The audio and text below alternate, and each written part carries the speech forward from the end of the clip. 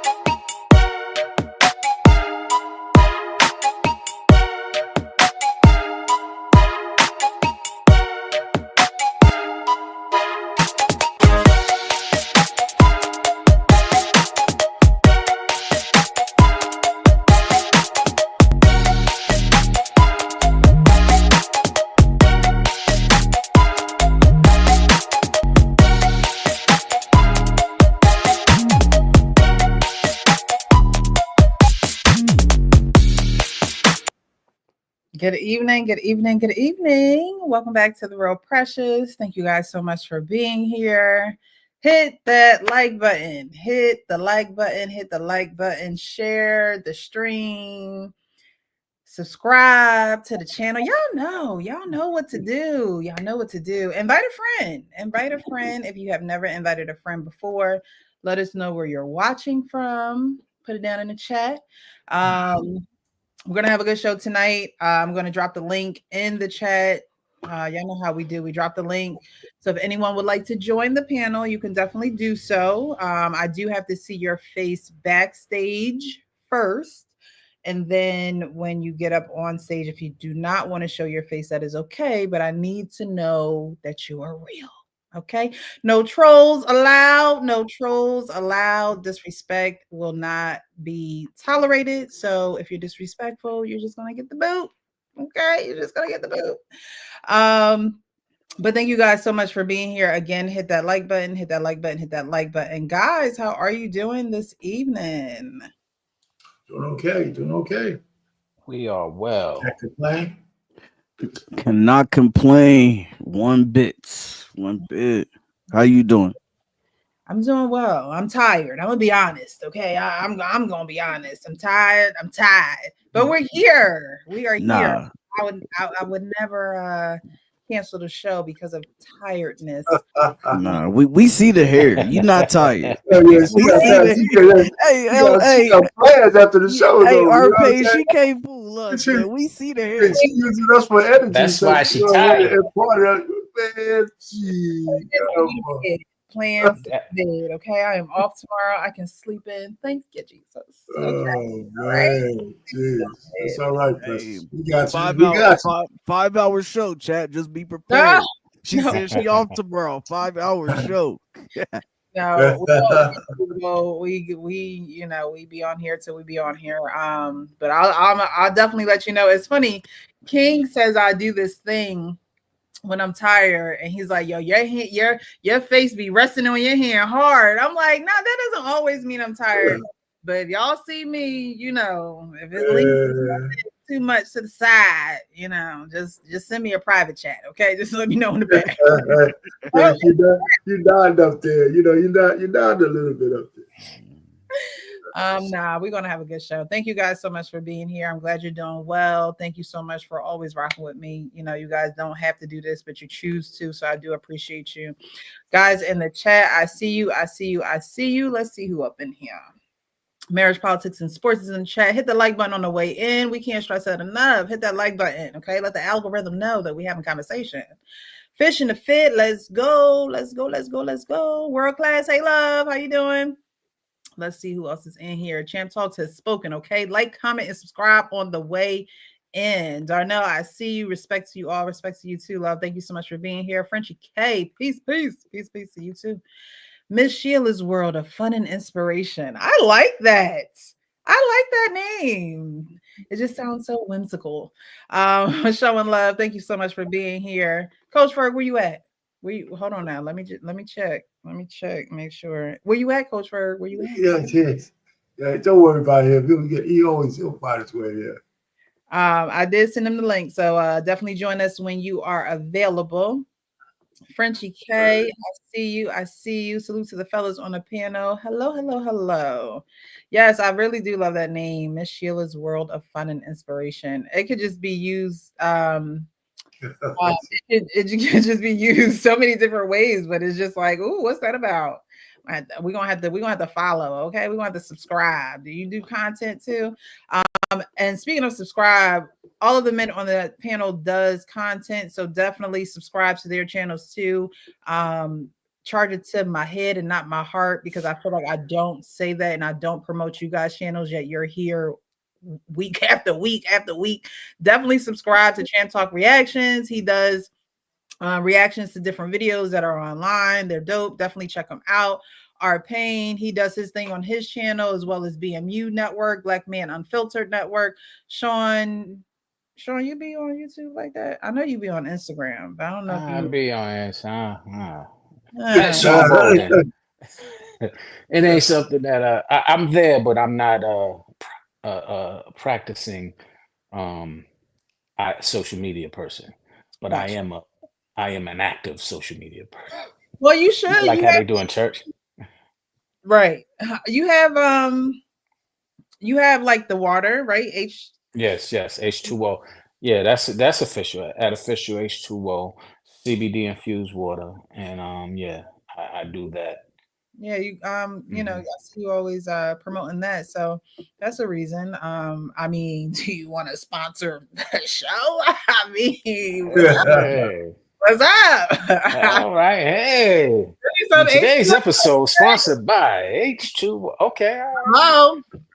Hello. So Press, you don't mind me? I can put my link in your chat. Of course. Drop that link. Oh, Drop the link. I do not mind. All of you can drop your links. Mods, do your thing, okay? And drop the links, okay? Because while you guys show me tons of support, we want those who are here and those who subscribe, follow, all that good stuff. They should support you as well. Appreciate it. All right. So tonight we have a good show. It's called The Ugly Truth About Marriage, What No One Tells You. Our last video is going to get into that. We're kind of going to work our way up to that video. So we have our Dear Zach and Leon. I love those call-ins on that show, so I like to play those videos. We also have a guy who does street interviews, and he interviews a couple. Yeah, a couple. They're a couple. However, it turns left. And then we get more into, you know, the ugly truth about marriage. And when you hear the ugly truth about marriage, don't think, you know, bad. It's not bad. It's really just the truth that no one tells you. So we'll get into that. And then the last video is a pastor/comedian, but he's talking about marriage too. And we're going to dive into that a little bit. So again, if you're here, definitely hit that like button, subscribe to the channel, and share this live. Also turn on the notifications. Make sure you hit all. Somebody hit me up and was like, I don't ever see your videos coming across my channel or in my notifications. You have to hit all. When you hit the bell, all is a selection that you can choose, and definitely choose that one so you know when I go live. Even if you don't catch it live, you will see it in your notifications and maybe click on it or catch it at a later time. While you're doing all that, look at the link in the chat that is pinned to the top of the chat.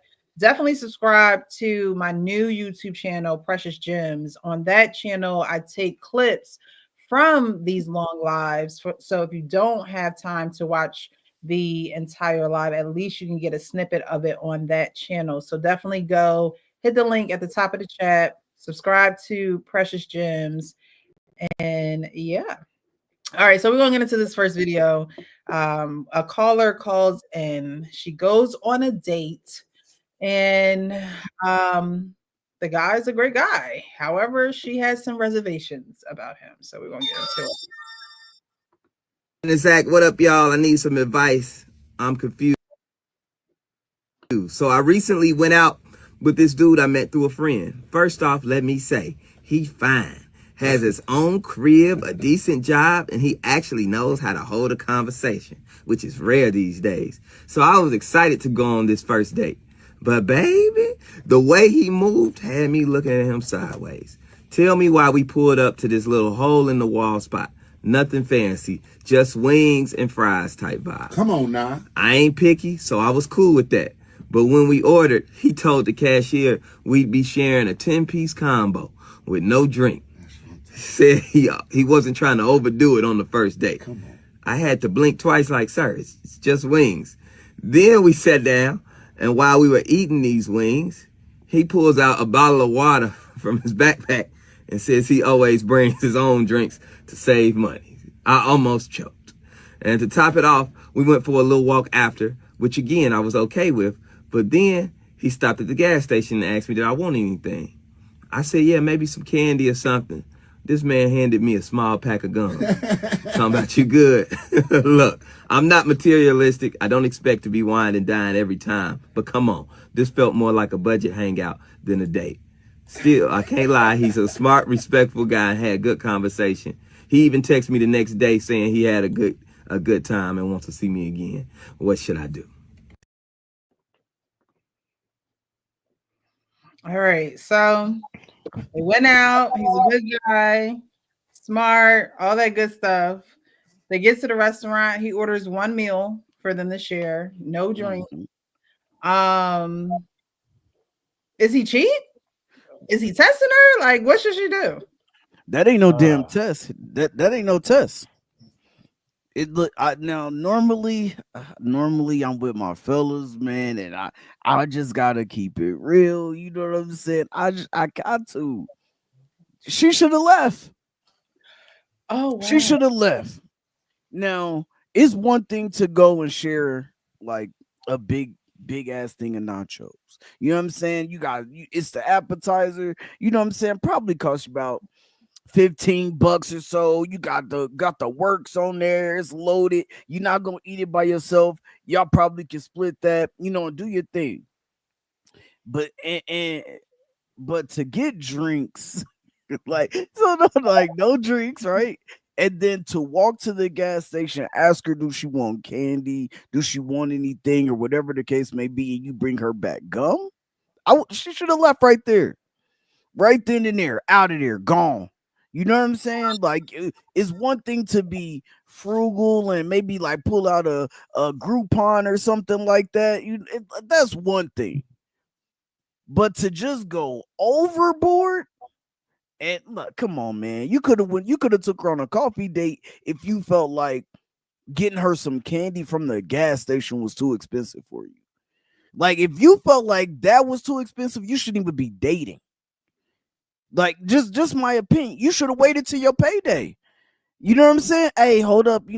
I know I really want to meet up with you. I really would love to spend some time with you. You know what I'm saying? And she don't even gotta know. Let's do this next Thursday. She don't know you get paid next Thursday. Like, come on, man. Like, come on, bro. We nah. It's one thing to say I don't want to be used for my money and I don't want to leave with my money, but to be honest about the situation, that right there is overboard. Just real rap. That is overboard. Oh, okay. So listen, I think she handled it pretty well, but the fact that she's asking the question means she already has an answer. You know, she answered her own question. Hey, listen, if you have that kind of reservation, then she should follow her instincts in that. This guy wasn't ready.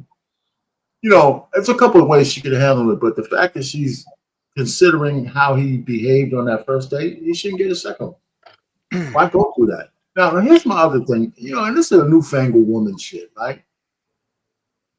Women, I don't know. I was going to say especially black women, but I don't know. Maybe white women are the same way. Why is this obsession with men having to be so fine? That's just a new fucking phenomenon. Excuse my language.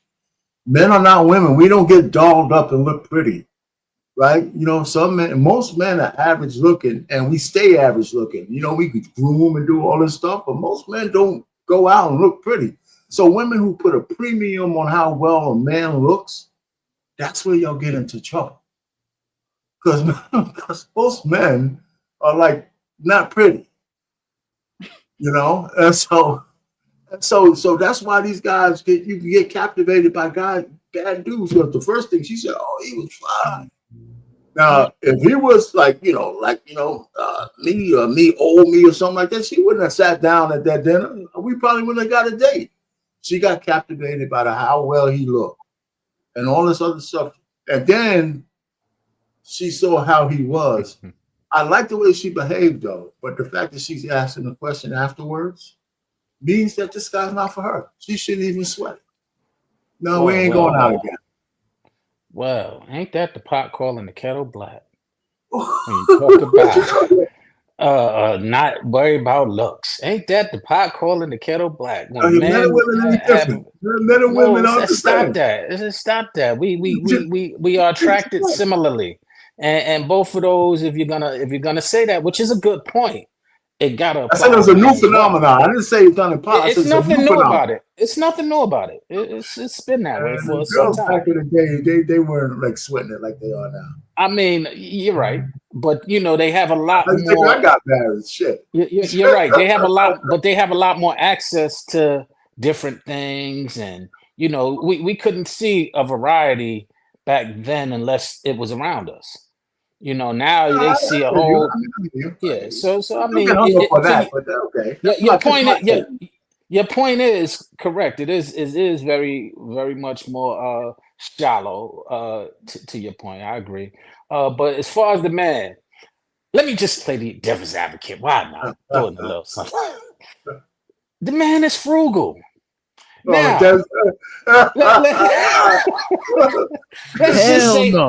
let's just say he's frugal, right? And that doesn't, on your first date, I agree, and I think we all agree that ain't the time to be frugal. But let's just say somewhere down the line, this man is a multi-millionaire because of how frugal he is, and she learns this afterwards. She's not going to be as mad as she sounds right now. She's going to try and captivate and help him ease up off of some of that money. And she's going to be like, okay, you don't have to hold on to it that tight. We have it. And she's going to help him groom into a better, well-balanced man for her. So, let's just think if the man was frugal. Okay. And you know what? You know about all women these days? You're splitting a 10-piece of chicken. She's looking at him like she's hungry as hell. I mean, she is hungry as hell. You mean we're splitting a 10-piece? She can down a 10-piece of chicken just like you can. I mean, in the day when they used to be dainty and shit, man, women be eating plates, man. They be eating plates. Yeah. Listen, and I like a woman that can eat. don't be. They're gonna split a 10-piece. Listen, don't come around me trying to eat just a little salad. No, like I want you to eat how you really eat, so I can see if I can deal with that. I want to know if you smack. I want to know if you.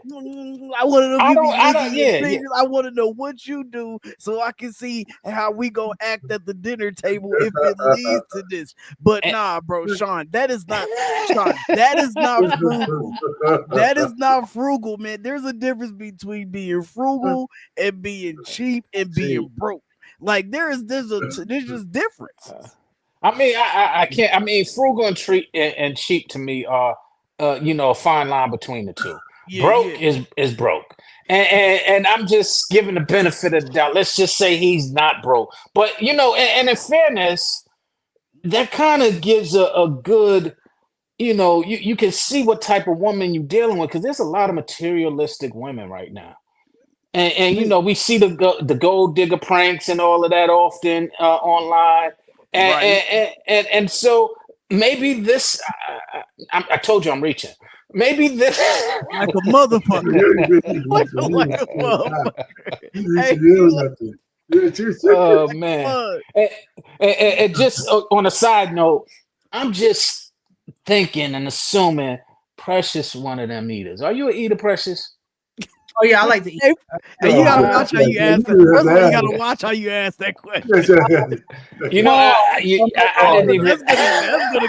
That's gonna go crazy if it's clipped up. Yeah, so Oh man. my thoughts on this, I agree with Frank, right? So it would be one thing if we were getting an appetizer that was big enough for us to share. Mhm. We have this, date. It's like, okay, let's get an appetizer where we share. And I'm okay with, because a lot of times, while I do like to go out and eat, my eyes are usually bigger than my stomach, right? So 9 times out of 10, I'm taking half of my food home anyway. So if it was I would even be okay with we shared this appetizer and we don't have to eat nothing else, because I'm probably full after eating all of these nachos. We could just have this appetizer, maybe have a drink, and that be that, and maybe later go out for some ice cream or something, like, you know what I mean, like a little snack or whatever. But it's the fact that they got 10 wings. Jesus. And honestly, I'm gonna be totally honest, right? 10 wings, 5 wings may just fill me up. Let's just say we got 10, we got the 10 wings, maybe some fries came with it, right? Right. It would be like, okay, like we could share. I don't know. I'm the kind of person that I'm so much of an observer that I would be okay with that. I would be okay with that. However, in my head, I'm like, okay, so he brought his own drink. I wouldn't not order a drink. I would just say, hey, I'll definitely help you out with the bill, but I need something else. Like, or I would just take it into my own hands and be like, hey Chelsea, I need a spray, or I need like a martini or something, like, you know what I mean? Like, I would just order it. Now he probably would be looking at me like, why is she ordering all of this, or what is she doing?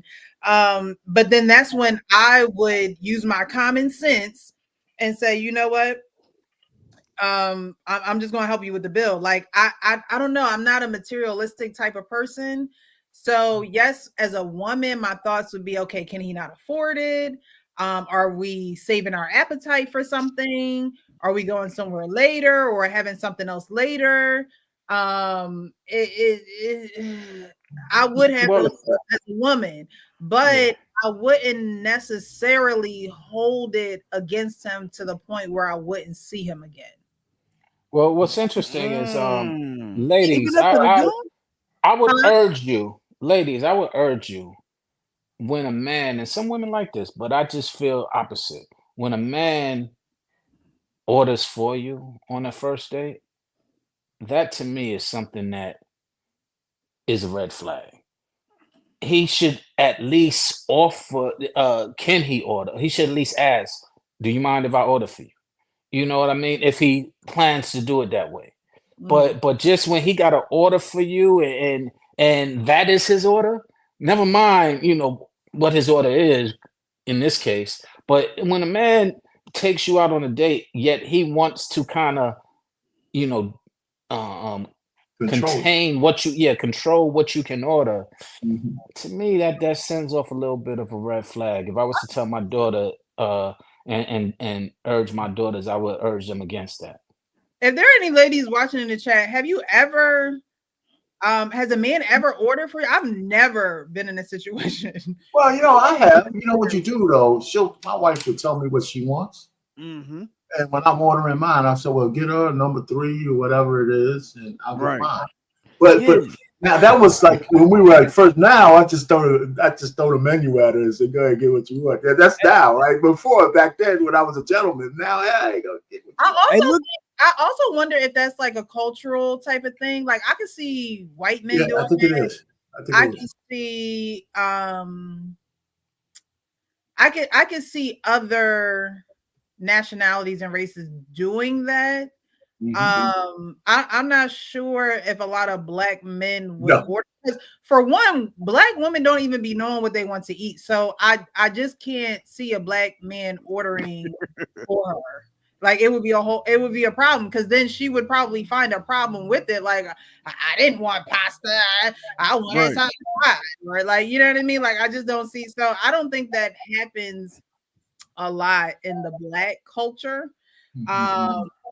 Would if he did do that? Now I'm trying to like put myself in a situation. If that were to happen, he would already have to know what I like. Right. That Like I was thinking that. We're not just going to, this be our very first date and you just order. I would look at him like, who told you that? Like, what did I say that's what I wanted? Well, I would say is nuance to it though, right? Because when y'all get there to wherever y'all get, right to the spot, y'all are chilling for a second. You might be talking, waiting on the waiter. Y'all both looking at the menu and things like that, right? But the way this guy done it definitely would be on the opposite side of that, where you just come up and he don't even know if you eat chicken. Yeah, like he don't know if you eat meat, he don't know if you're a vegetarian, you know what I'm saying, or anything like that.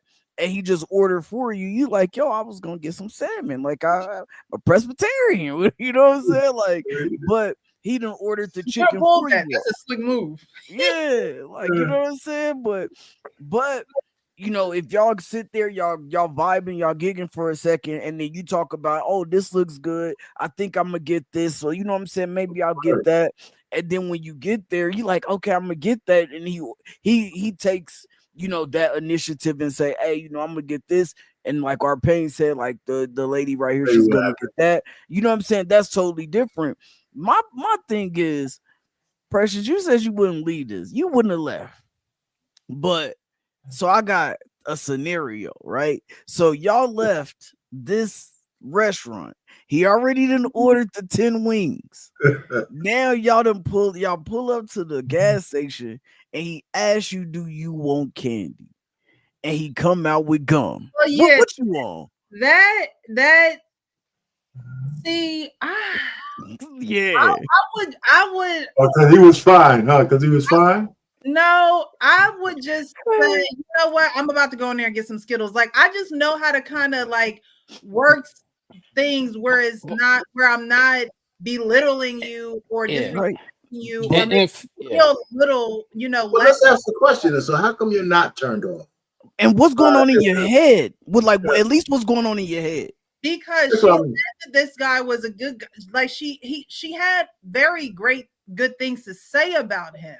So my thing is like food and things like that don't like I would literally just be like if I ordered drinks and I saw that that's all he was ordering, I would order what I want and I would pay for like I would contribute to the bill and then we would have a conversation about like I would work it into dinner last night was, I enjoyed it, whatever I ordered or the drink I ordered, whatever it was, I would, and then I would say, were you really trying to just order one meal for us? Like it would be a conversation. I wouldn't go to the internet like, what should I do? Like, right. And thank you. It would be more of a conversation because then when you ask those questions, you get the answers. And whether he lies or whether he's ashamed or whatever the case may be, you can feel that out. I'm not going to just cash you to the side because you found your own water. Like some people You passed the Sean test. Then after you do all that, he says, I just was testing you, and I'm a multi-billionaire. I think you made it pass go. It possibly could be a test. Like I think people test each other, in certain ways. And people are tested with their character too. Like my daughter fell in that test. A lot, right? But then that plays into okay. Well, do you want this $250 date? Like, nope. You know what I mean? I'm not looking at like the money doesn't necessarily matter. It's the quality, the time. Like you took your time away from whatever you I took my time for work because people got things to do. I don't have much time to get. This is true. And I'm glad you said that, because us men, we sitting there telling y'all women again some advice that possibly might not be good advice. Just because, whatever the reasons, we all kind of agree. But I'm glad you shared your perspective, because it actually is worthwhile. You listen to type of girl. Like, I don't have no right, problem. and you listen to what was said. She said he was a good guy. We're sitting here, we always fighting for good guys, and as soon as he's acting or is broke, we sitting there condemning him. That might be a little something we got to look at. No, sir. No, What's going no, on? no, sir. No, sir. I mean, What up, Ferg? Did you What say- up, Ferg? we sitting here listening to a woman who we all admire her Right. character, and Right. we're sitting here saying, "No, sir." No, I'm saying, Listen to her. I'm saying no, sir, to you. Listen, this is what I'm saying. So I have a daughter too, right? And what I'm saying is this, man. It's one thing to take my daughter to a coffee date, right? You know it's not going to be expensive. My daughter loves Starbucks. You take her to Starbucks, she's gonna have a ball. Like, it does not matter what she orders there, because it's not gonna be $250,000. It's not gonna be $200, $250. It's probably gonna be about a good 10, maybe $12 at the most, right? But to offer her candy, like to even like to offer, like, and this is the situation, because if you guys were going to the movies and then you was like, hey, I look, because I've been there when I was back in the day, we used to sneak everything in the movie theater, right? So if he pulled up and was like, hey, we going to the movies, girl, you know that the movies is more expensive nowadays anyway, right? So hey, $250. look, I got some Skittles over here, I got M&Ms over here, I got Twix, I got, right? That's one thing, bro. But then to leave this date, which you already ordered for her, which is fine, cool. You order, let's say she ate, y'all had the chicken and fries, then y'all go, and then she's like, oh, okay, like, yeah, like, cool, I want some, I do want some candy. Now, I'm not saying she can't buy her own candy, because she can do such, but then to bring her out some gum, you offered her candy. But no, wait. In fairness, he offered her and asked her what she wanted, and she didn't say anything. Right. So don't put that on him. Right. She didn't say. I thought No, she said he brought out gum. She said, "Do you candy. want candy or something?" He said, "Do you want anything, candy, or anything?" She said, "I don't remember the response," but he brought out gum. She didn't say anything specific she wanted. Well, okay. I thought she asked for candy. Okay.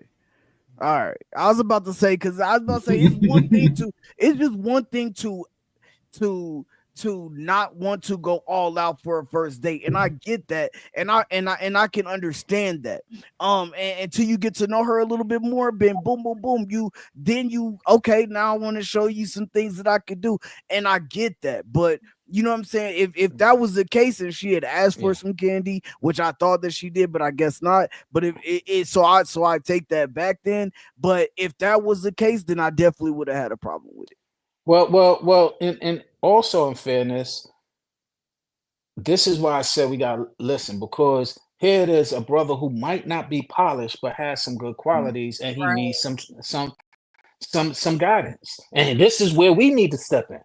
We need to be able to tell him, yo, you got to step it up. You got to do this. You got to do that instead of killing. That's why I'm saying what I'm saying, Sean. That's what I'm saying. That's exactly why I said it's one thing to do a coffee date and not go all out. But after that date, if that was the case, or that's why I said too, if you was going to the movies and you pulled up with a whole bunch of candy and snacks and wax and snacks, and but that's still another guy who knows what to do. Is my point is you're talking. We're saying it out loud. Right. You're saying, but you're talking to a guy who knows what to do on a date versus a guy who might not know what to do and needs some guys to give him some guidance instead of just telling the girl, leave him the hell alone. The new fellas got in here, man. Did you see the? You see the bird? I'm listening to Sean. I'm trying to see if he gonna be the one to coach him how to come over and simp it all the way up. Good Hey, Sean, Hey, you Sean, know Sean keep a capo. yeah, see, that's what I'm talking about. Listen. Sometimes, young man, just pick up the advice in passing. Don't go asking for advice that you may not be ready for, or an advice that may take you down the road you don't want to go down. So just, if you want it, don't be afraid to ask. Ask somebody outside of your friend group. Don't ask the dudes you kick it with every day. Ask somebody who may be a little older outside your friend group and expect an honest opinion. Accept whatever they give you so you can evaluate a little better. Your friends might tell you that you ain't doing nothing wrong and watch you go down the drain and laugh at you on the other side. But so, if a guy's going on a date, depends on what date. I know what the girl I spent 4 dates, I know what she like. She like my candy. She might like some store-bought candy. You know what I'm saying? But if I ask and if she don't say anything, I'm gonna make sure her breath don't stink. Like my man, some more spearmint, some double mint, or some little Jolly Ranchers or something, and just set it over. But yeah, we just going out enjoying the outside, especially the movies. Come on, man. Right. People 50 years old sneaking in candy in the movies, man. They know what it is, man. Families of 6, you better sneak a whole lunch basket in that You motherfucker. feel me? You know what I'm saying? But if Act you like you date, got the Bad baby. date if it come to a movie right now, because I'm like, yo, I'm bringing in pop. Hey, oh, act you like you try. get, hey, that's when you pull it. That's it. I see somebody pull out a car seat. It was full of snacks, full of Zuzus and Wham-Whams. It was a full car Yeah, seat. They just put but the little cover over it and oh walked it no, on they in. just they They just had wow. everything, dog. That is, hey, Yeah, him and his girl went in there. They was happy. They was eating every A&W, all of that. but I will say this real quick. If you, like I said, if you dating a girl and you know her, those are questions that you should be asking. Like, just ask 1,000 questions, and some answers you don't get are your answer. If she avoids some shit, that's an answer. If he avoids some questions, that's your answer. Move on and move accordingly after that. Don't be invested in me if I ain't answering none of your questions, but I do look good and I got that package you want. But Oh my that's God. gonna lead you down a And I'm dark road. getting old because So, that person in the corner, I was like, who is that? I had to, King, what's up, my man? Good to see you. What up, everybody? Yeah, what's what's going up, on? bro? Appreciate y'all for having me up. The OG. This is this. Right. Explain it, Precious. Explain who Sean, King y'all, is for y'all those who look don't know. King Smith started this show with me. He was my Ace Boon Coon. He was my co-host. And we started this men's panel, right? And so he done fell in love and stuff. But he ain't getting married, y'all. Just letting you know. But welcome, King. It's so great to see your face. Thank you so much for joining the panel. This is just as much of your panel as it is my panel. So I appreciate you being here.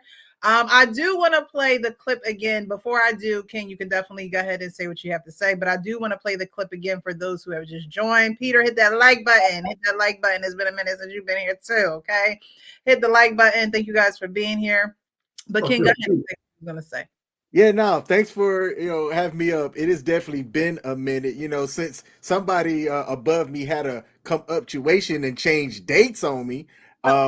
We have our live streams on the same night now. I'm doing some post show stuff now, actually, from my live stream that just ended, so I won't be up long. But I saw everybody on and wanted to pop in, and I also like the title as well. So I like to see what the clip was and see if I could offer anything, because I heard nothing about what everybody else added to it, just on what was said after I came on.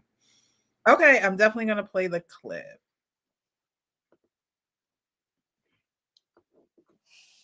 Dear Leon and Zach, what up, y'all? I need some advice. I'm confused. So I recently went out with this dude I met through a friend. First off, let me say, he fine.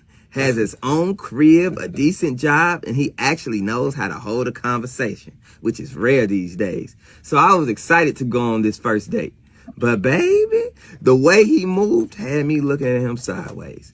Tell me why we pulled up to this little hole in the wall spot. Nothing fancy, just wings and fries type vibe. Come on now. I ain't picky, so I was cool with that. But when we ordered, he told the cashier we'd be sharing a 10-piece combo with no drink.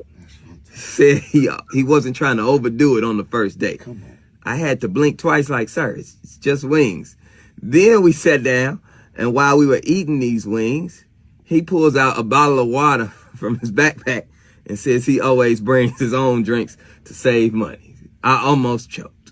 And to top it off, we went for a little walk after, which again, I was okay with. But then he stopped at the gas station and asked me, did I want anything? I said, yeah, maybe some candy or something. This man handed me a small pack of gum. Talking about you good. Look, I'm not materialistic. I don't expect to be wine and dine every time. But come on, this felt more like a budget hangout than a date. Still, I can't lie. He's a smart, respectful guy and had good conversation. He even texted me the next day saying he had a good time and wants to see me again. What should I do? Hey, I was right. I was right. She said, maybe, my bad, King, I know you about to go. And I know this is, you know, but I was right. Sean said that she did not ask for candy. She said maybe some candy or something. And he brought her out gum. Stand corrected. I would have told, listen, in this situation, I would have told this is not a test like to fail or pass. You fail this fucking test if you're my daughter. Because if you ask for some candy and this brother can't even bring you out candy, he already didn't order for you. We give him that. He already done ordered a 10-piece. Y'all had the 10-piece and surprise. All right, cool. He didn't even get a drink. Cool. So y'all didn't even get drinks, whatever the case may be. And then you ask for some $2.50 candy. Can I get a Twix, please? Can I get a Crunch Bar, please? You know what I'm saying? Can I get a Kit Kat? Give me a break.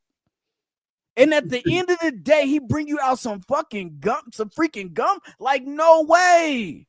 Come on, man. There's one thing to not spend a lot of money on a date and make sure she is there for the right reasons. And I get that. And I commend, I would support that. And then it's another thing to just go overboard.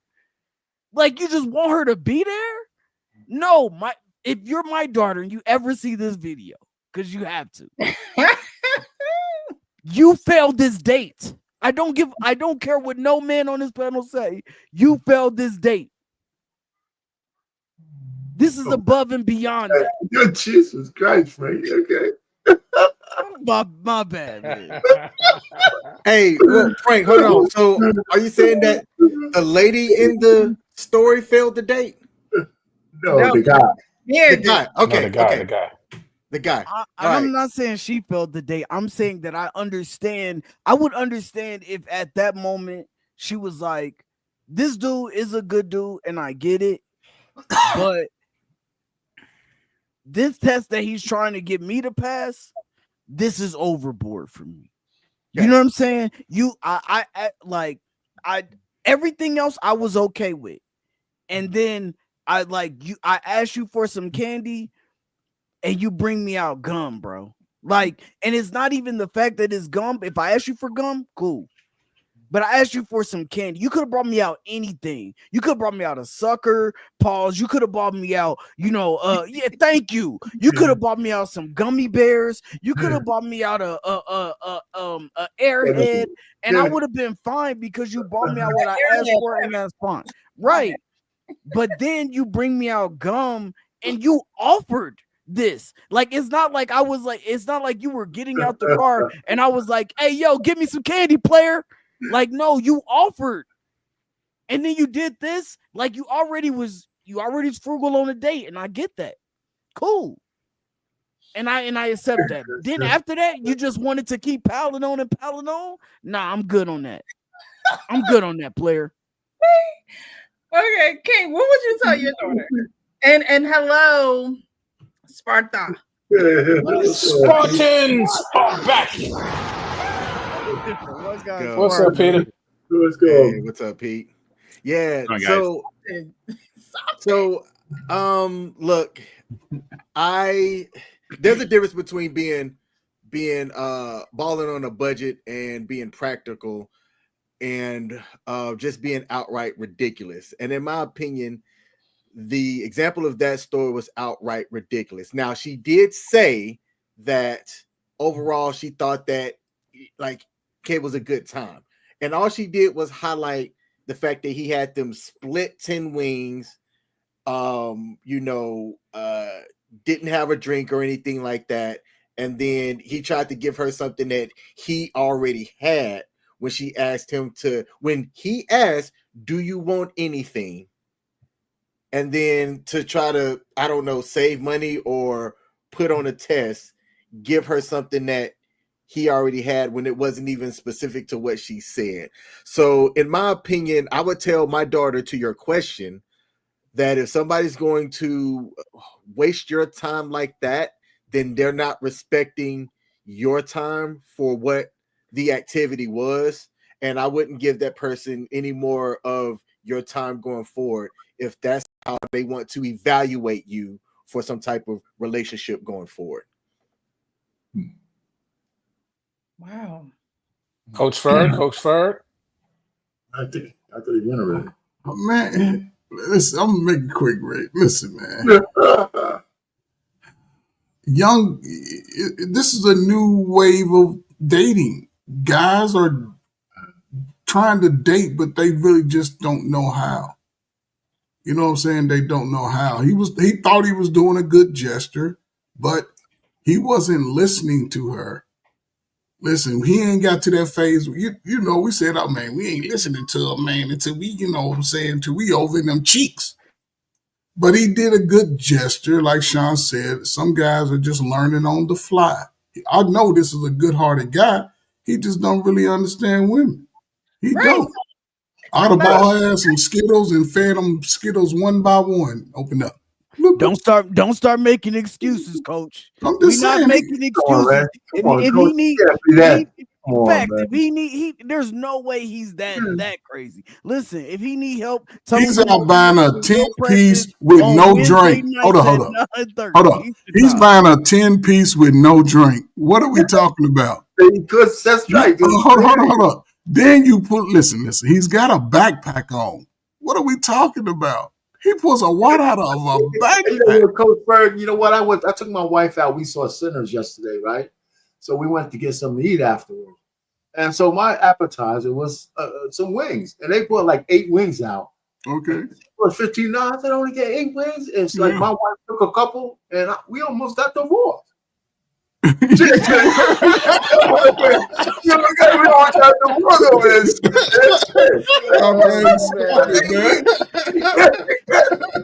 what I'm saying? Hey, talk to him, RP. Man, you can't. Come on, man. I'm just saying, man. You know what I'm saying? I would like to know the age. The age makes a difference to me. You know what I'm saying? But again, these are learning tools that guys need to go through. Hell, she might have been a wing type of chick. She just don't believe it. She might have been that type of chick. She probably came out with a chick with her breasts out and a little everything showing. He like, oh, we getting wings. And her breath stink. What are we talking about? That's what he was saying. Your breath stink. After the wings, she needs some gum. Yeah. Hey, look. The first part of the date was okay, except for him ordering for like Coach RP. Some people think gum is candy, though, man. Some people chew gum like candy. I mean, like I said, the reason why I was saying what I said is because we always are emphasizing how much we need to women need to be more responsive to good men, and here it is, a good man, and we dogging him out because he's not where we are. That's horrible, man. We need to be able to give him some kind of guidance. Come on, Sean. Where we are? Yes, we are. Yes, $2.50 for some candy. Again. Gum is just as expensive. Gum is just as expensive. That is still a person that showed up to that date and gave their time to be there. And so did he. But that's not the time to be disrespectful of that person's time. What is disrespectful? You're sitting here acting like he knew better.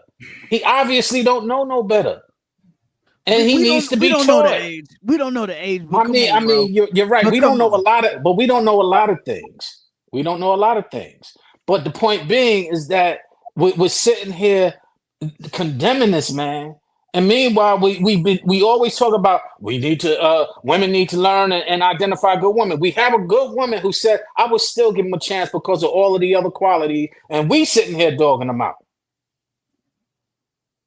We gotta get No, better. we're not dogging them out.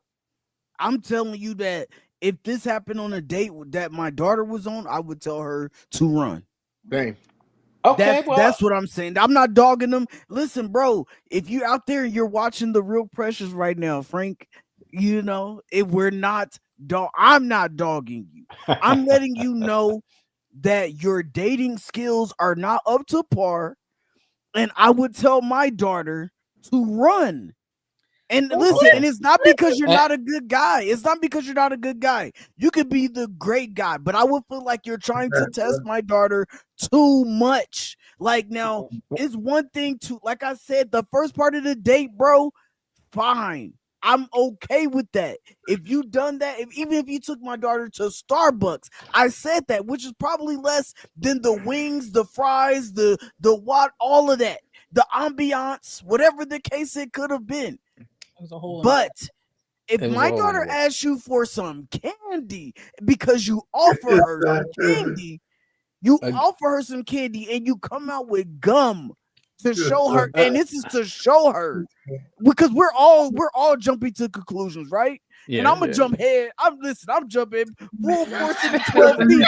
I'm just letting you know. Don't mess up on the candy, man. Don't mess up on the candy. It's just full force into 12 feet. I'm letting you know that if you offer her some candy and you go at, like, after the date, and you go in and you bring her out some gum because you're trying to show her that, oh, well, I'm a good guy, but I don't want you to use me for my Monday. Like, no, we're good over here. Wait. In fairness, that's been here for 4 months. That's right. candy. In fairness, in fairness, I came up with that testing stuff. We that wasn't him. It's just he don't have. He just don't have the decorum yet. Right. Go ahead. I was gonna say she could. Some men just don't know certain things. They really don't. They're not taught. They don't see it. And so, of course, the attraction is there. You're attracted to women. But at the same time, sometimes women do have to take the initiative and say, okay, this is what I want. Or again, if he wasn't trying to order a drink, I would have ordered a drink. And if you can't pay for it, I'm going to pay for it, because at the end of the day, you're not taking, a child out. So I'm not going to be deprived of a drink. I'm not going to be deprived of some fries. I'm not going to be deprived of some a Reese's cup. If you come out with gum, I'm going to just say, you know what? I'm going to go in there and get da-da-da. That will make him think. Like, a lot of times, these conversations are so funny to me because, of course, we don't want the $250 date, right? But we have a man who is a good man according to her. He's fine. He's smart. He has great conversation. Women like those things.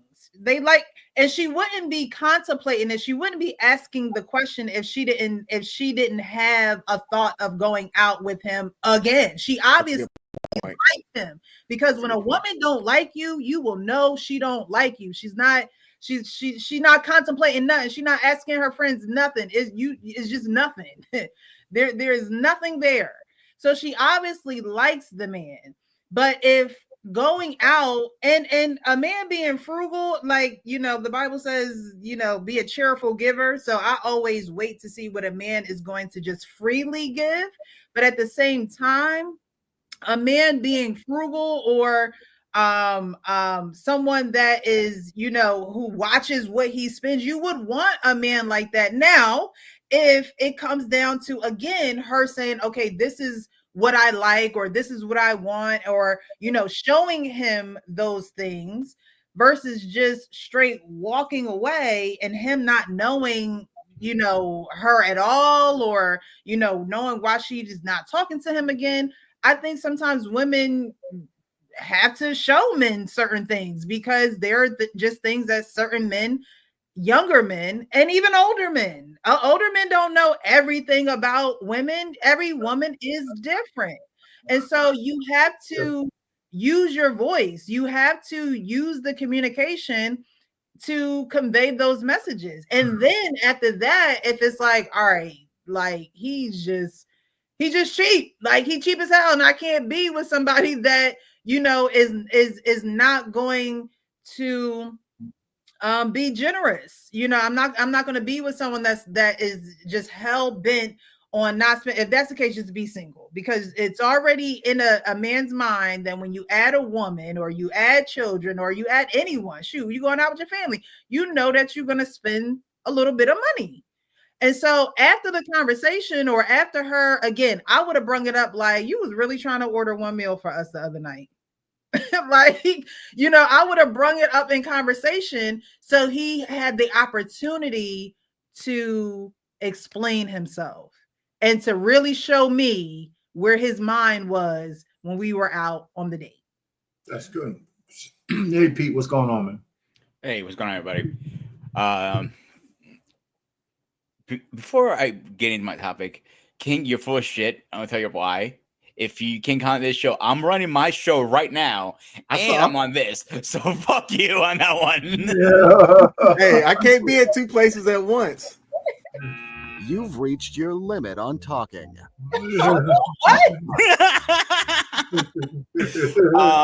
So I'm gonna put this very basically and very simple. So it's a little secret. If she said she's going on with you on a date, guess what? She likes you. So stop being a cheap motherfucker. Number one. I usually put a 300 rule on the first date. That's my top limit. We go somewhere. It can even be a dive place. Even those small hole in the walls as a chef, those are usually one of the best places to get food. And they're not expensive. They're actually better than going to have friends, like say Texas Roadhouse, for example. Yep. I've been to a place called literally around my corner of my house, Del Taco. I drove that past 1,000 times. And one day I'm like, I didn't know this place was here. I actually walked in there and like, fuck, is that pretty good fucking food. And it's not too expensive. When you're offering her gum for candy, you should have been kicked in the balls for that. Very simple. I'm not going to deny that. If you're that cheap, you show you don't care. You don't give a shit about her. So to me, if you're taking her on a date, I'm a little old school. Open the door for her. Buy her flowers for the first one. I know people say, hey, that's cheesy. Doesn't work anymore. Hey, maybe that's why I'm single. I don't care. This is what I do. And like, I don't mind getting an appetizer and sharing an appetizer. I'm gonna order a beer. Hopefully, she orders a drink just to relax a little bit. Alcohol does help relax a little bit. I'm not saying get drunk and drive behind the wheel. I'm not saying that. I'm saying have a drink, just relax. Because both of you guys are gonna be nervous. But when you're cheap and you're already popping out a bottle of water out of your bag, I'm like, here. I'm like, if I was a woman, like, no, this date ends now. I wouldn't even give him a second chance. And if he's a good man, that makes it even more pathetic and more sad. Like, she already said yes. That is the hardest part, to get the yes out of him. When she says yes, then you're golden after that. Now, the wine and dining part, that's the easy part. If you can hold a conversation, like she said, you're making her laugh. Those are the press. Tell me wrong. All the two most important things: holding a conversation and making you laugh as a woman.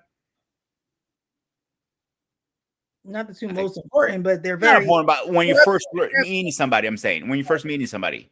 Mm-hmm. So if you can do all that, taking on a date is like great. Now, when you're cheap, you look like you don't give a shit. I'm not saying every date should be 300 or 400. Maybe the next one you could scale back a little bit. But you don't have to scale back the first one. If you can't afford it, you should not be dating anybody till you actually can. I don't disagree with none of you guys on it. I mean, the date, man. Like they say I'm old school. I used to love taking women on dates. I did. I had a budget for it. You know, I actually had a budget for dating. You know, so but I love taking women on dates because it gave you a gauge, a marker where you are with her, right? Other than talking. Our You know, and parents I like question to, now. Back in huh? 1851, how much was a date?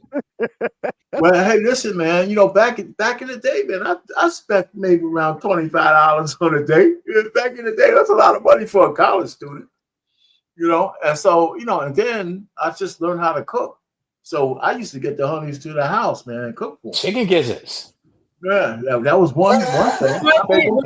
One of my favorite movies, Brown Sugar, when she was like, he cooked for me, and Tay Diggs was like, Oh man, shit. Cook for them a little bit of wine, some backgammon, shit, man. Yeah, It was like, you ain't gonna play good no chicken gizzards. no. Go chicken go. The way I sauteed those son of a bitches Some up, chicken gizzards up. Oh, man, are you kidding me? They still $1.35 a pound. That's cheaper than the chicken wings. I smoked some chicken. Yeah, haven't gone up. They gotta tell you something, okay? That's cheaper than the hold up. That's cheaper than the chicken wings. The recession was there. You know, I had on some rice, man, with some onions and shit underneath them, man, with some gravy, man. Are you kidding me? Man, when you got to know how to survive. Yeah, that's classic. Cooking part, I'm not worried about. I got that down pat. I don't serious. care what I'm cooking. I can make you. King has tried my food. He knows how well I can cook. Simple as that. Like I can make. I mean, that's unfair, Peter. You're a chef. That's a little bit unfair, bro. Yeah, Peter, you going overboard now, sure. But can you go wrong with salmon though? I'm just curious. Salmon? Can you go wrong on a date if you're gonna hook it up yourself? Just a little salmon with a little lemon, a little butter. The wrong is the budget. Coach, the wrong is the budget in that manner. That's what he's on college. What I would do, He was on a seriously, I college would budget. defrost my salmon first. I'll grab some shrimp and crab, grind them down, season it, roll it. Right. Yeah. A little paprika, throw in the oven, make a butter lemon sauce. Oh yeah. With a little of onion, butter, And some, rice. What's the green thing? Parsley. You know, you have some parsley on top of it.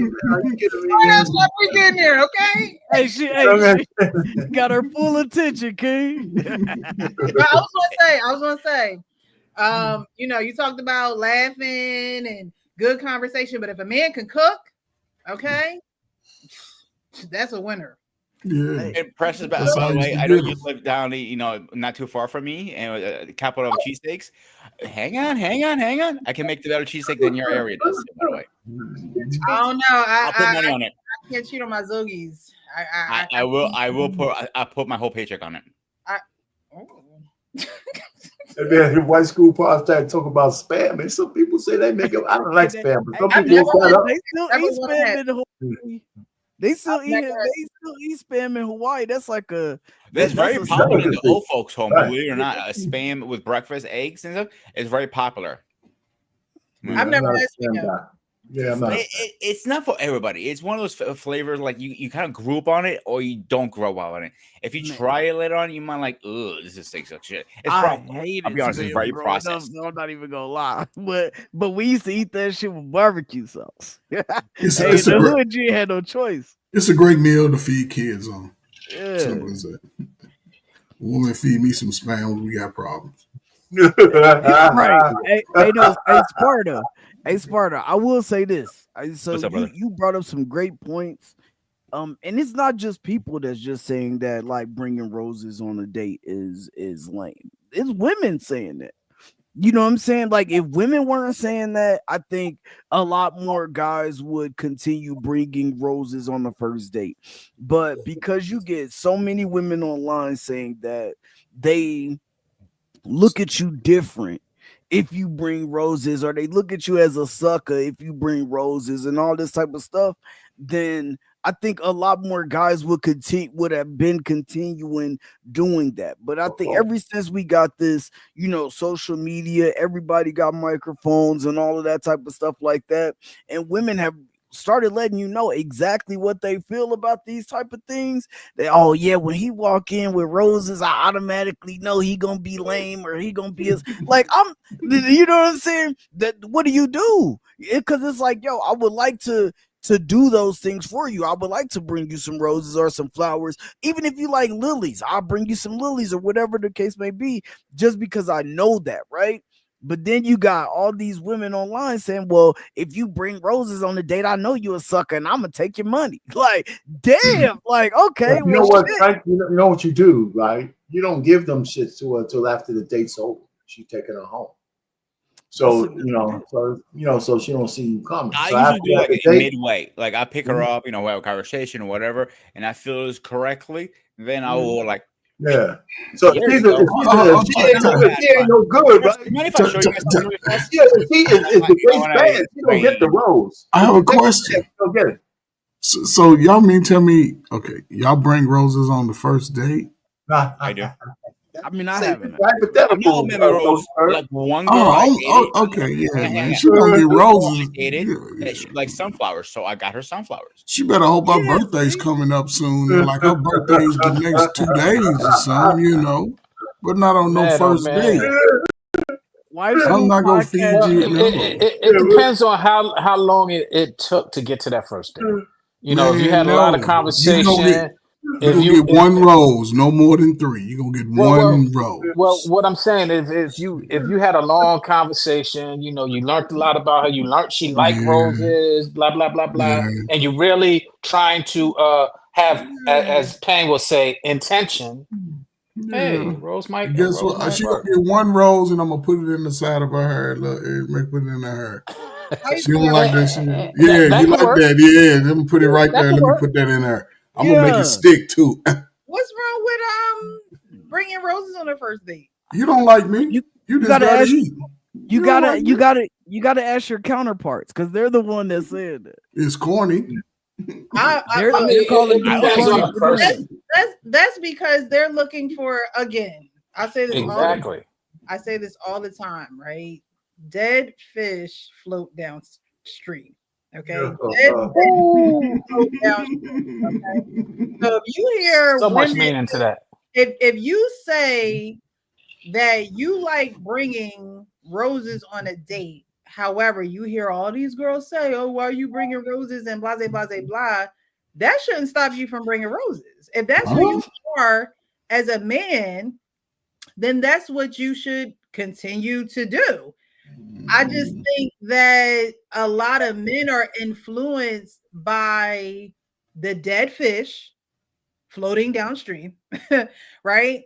And so now they ease up, or they stop being who they want to be because of women who don't know anything about courting or dating or anything like that. They want you to hand them money in their hand. They want you to spend the $250. But there are women who appreciate small gestures such as flowers. Like, I love flowers. I wish they never died. But I just don't, I don't get men who subscribe to stuff like that. Like, it's just like, okay, there are women who don't like it, but if that's something that you want to do and you have a woman that's not liking it or appreciative of it, then don't do it for her. But still do it because that's what you want to do. I agree. I agree with you that, like, you should still continue to do things like me bringing flowers on the day. So let's just say a guy chose not to bring flowers on the first date, right? That wouldn't mean that he's changing himself, though. Like, he can still be himself, right? That's just an aspect because of what you're hearing, like, at mass, at large. So if dudes told you straight up, like, yeah, like, I think if a woman do this, and this, like, that's just corny. You know what I'm saying? Y'all really don't have that situation because a dude is going to more than likely accept you as you are, as you come, right? So, like, there's a lot of dudes that will date women in all different type of situations. They don't care, right? They will, as long as a woman give them the opportunity, a chance, they're going to jump at it. And so you don't really have that experience. But if like, if your job is to impress this woman or to make an impression on this woman when you get there on the date, and then you hear a lot of women telling you, oh, you're a cornball if you do this, or you're a cornball if you do that, you because as a man, your job is to really impress that woman when you get there. So you show up, you looking good, blah blah blah. It doesn't even really matter on your end, because you don't really have to impress me. Like, you said yes to me. Like, it's my job to show up and come here and show you what I got. And then if a lot of you are telling me straight up, like, hey, you're a cornball if you do this on the first date, you do that on the first date, you do that, like, then I'm going to adjust fire. It doesn't mean that I'm changing myself. I'm just gonna say, you know what? Maybe on the second date, I'll bring her flowers, or maybe I'll do this, or maybe I'll do that. That's what I was But going to ask why? you guys. Who are the actual women that you are going out say that you're corny for doing those things, or are you hearing these things elsewhere? And May I jump in really fast? Go ahead, Sparta. So I agree with Precious and Frank said, because I always hear all the time from women, I wish my man got me flowers. I wish he opened the door for me. I wish this. I wish that. But when you do it, and they're like, why are you doing this? I'm like, because I'm trying to be nice, caring, loving, a Spartan who does that stuff. Like, seriously, like, I don't see the problem here.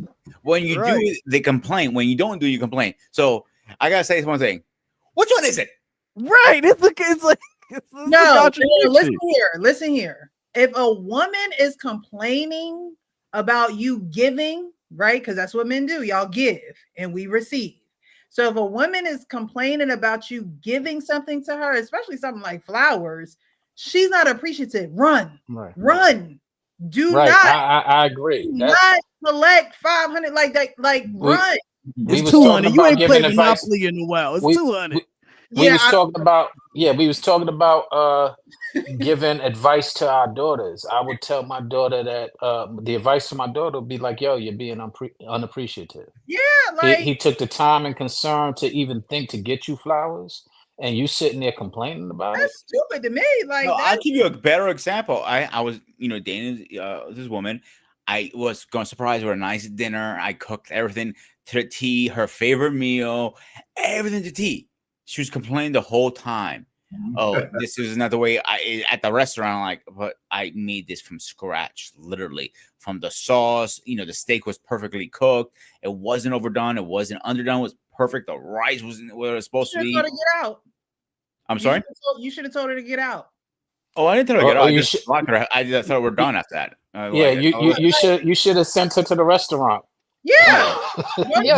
My response to her was, I hope you don't choke on that. You can get your ass out of my fucking house now. That's right. Good one. Clap it up for Sparta. That's beautiful, Sparta. Yeah, because you took the time to be in the kitchen, make something from scratch, which takes time because you got to prep things. Then you got to actually cook them. Then you got to present them a certain way.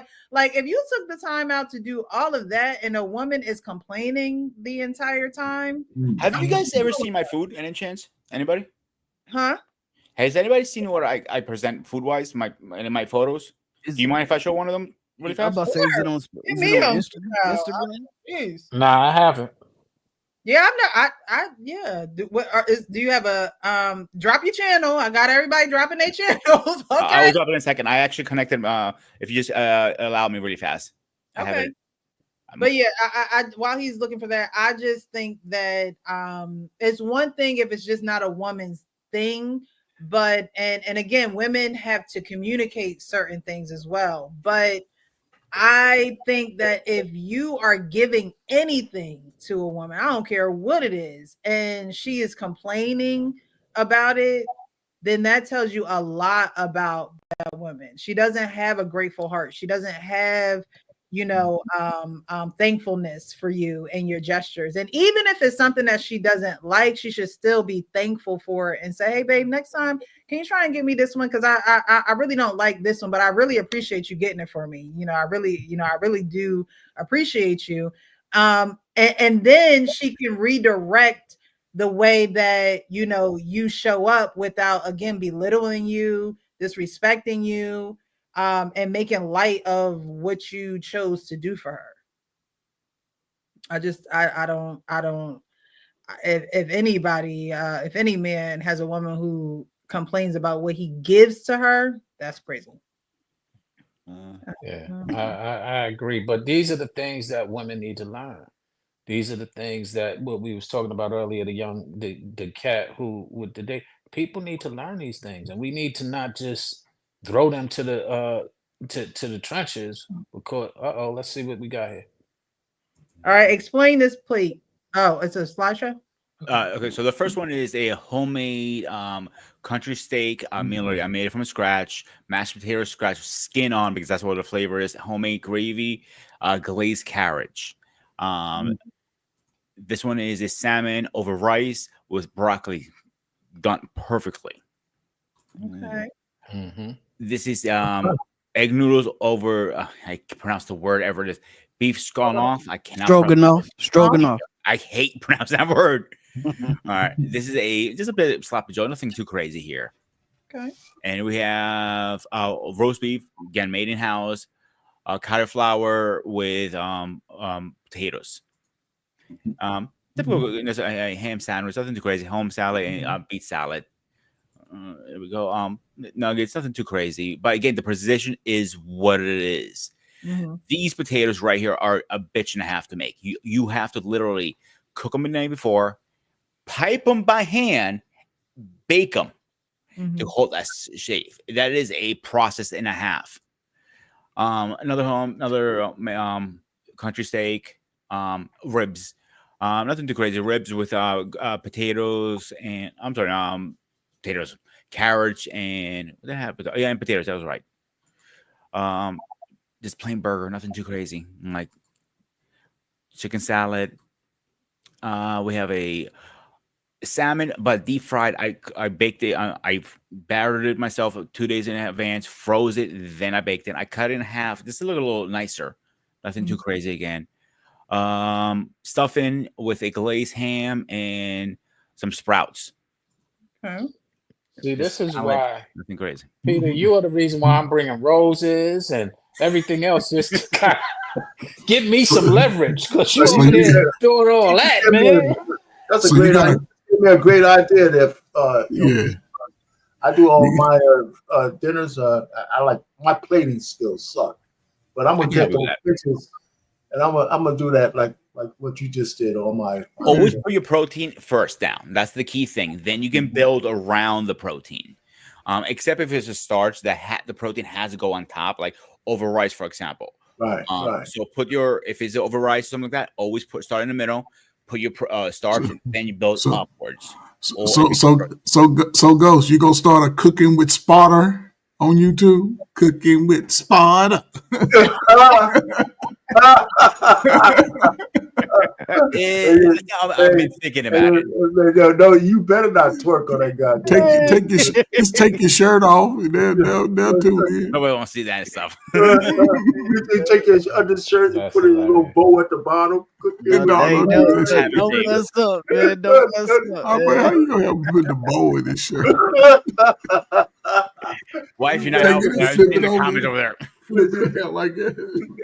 But you said something very important, and this goes for men and women, but right now we're talking about, because at the end we're going to show a video of a woman kind of actually complaining, and we'll see how the husband works that out. But you said something, and you said, you talked about that certain potato and the time that it took, and the way that you had to prepare it and things of that nature.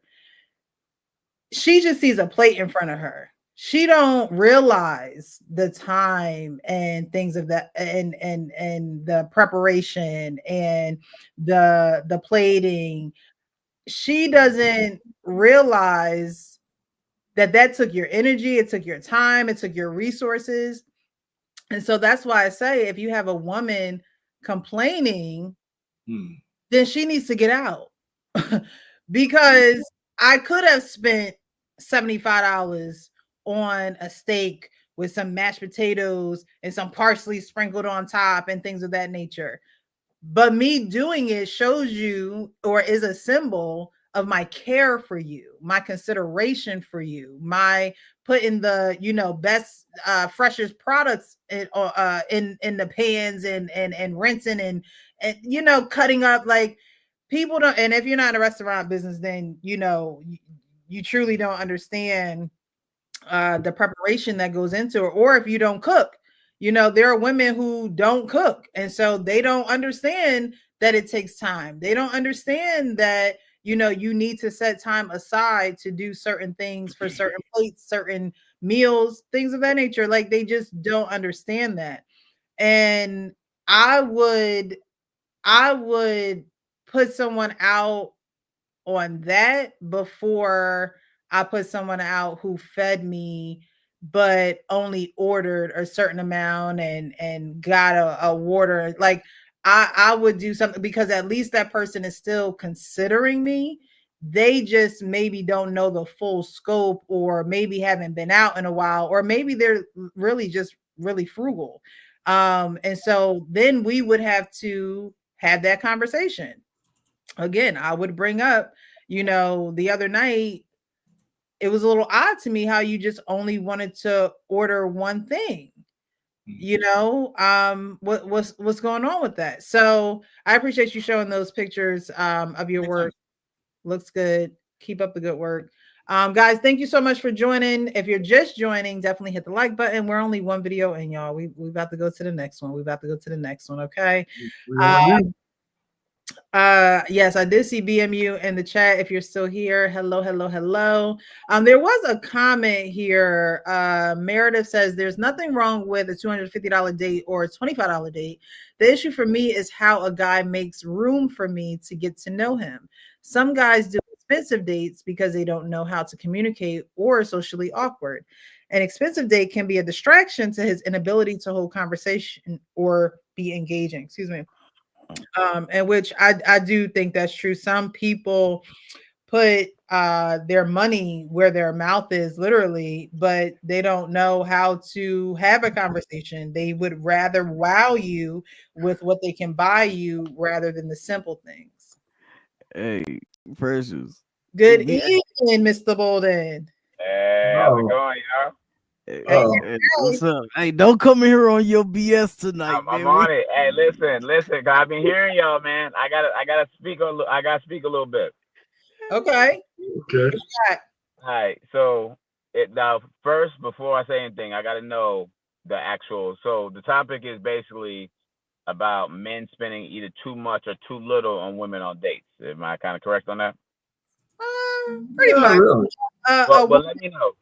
A woman goes on a date with a guy and he only orders 10 chicken wings. He doesn't order anything to drink. He pulls a water out of his bag. They go to a gas station. He asks her if she wants any candy. And she says, just get me, you know, whatever. And he comes back with some gum. So that was the summation of that video. All right. So first off, what I will say is that that's just tacky.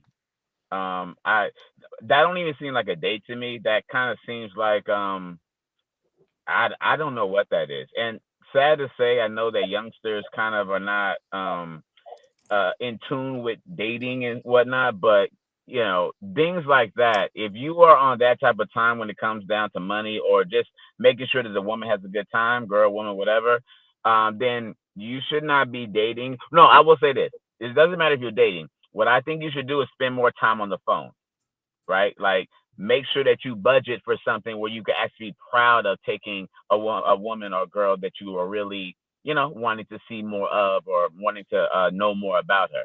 So what old boy should have done from the get-go is not invite her on a date, because clearly bringing back gum and doing all kind of tacky stuff like that means that his money either wasn't right or mentally he is just not ready to date, because that don't even make sense. I thought y'all were doing a skit at one point. So I swear I did. And then when that's a real story, that kind of, you know what I mean? That made me feel kind of not sad, but like kind of what I was talking about last time. They don't make men like they used to. Because if anybody, and I will say this, anybody who thinks that that's acceptable or giving any type of excuse for that, then that means that's where we are as men, and I don't like that. But can we be honest though? you know, yeah, this guy did what he did. Right? But the thing she led with, what he's fine.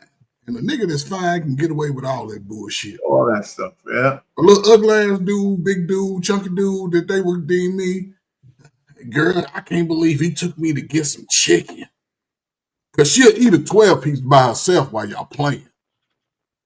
But he was fine. So he gets that leeway. The dude that's regular, he ain't gonna get that leeway. He the one. Now, these niggas don't know how to treat a lady. Hey, Come on, man. Coach. Let's be real, man. A good dude like you, you pull up, your ass, you paying. Me, I'm getting a 6-piece wing with some mild sauce on the fries, You and feel I'm me? going back and I'm having a good time. But you over there, can I talk to you tomorrow on the phone? Yeah. Nah. So this is what I'll say about that, and I think the panel will agree on this. When you're attractive, you get certain perks that people who are not attractive get. That's sure. just what it is.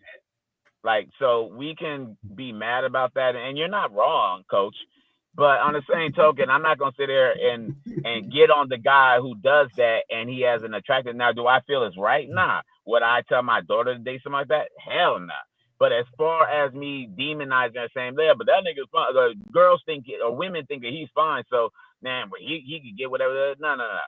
Bottom line is that the fact that the 10-piece thing doesn't bother me as much as the gum, y'all.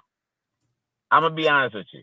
The gum is what bothers me, and the only reason it is because literally a gum is under, depending upon what you get, it's under $2.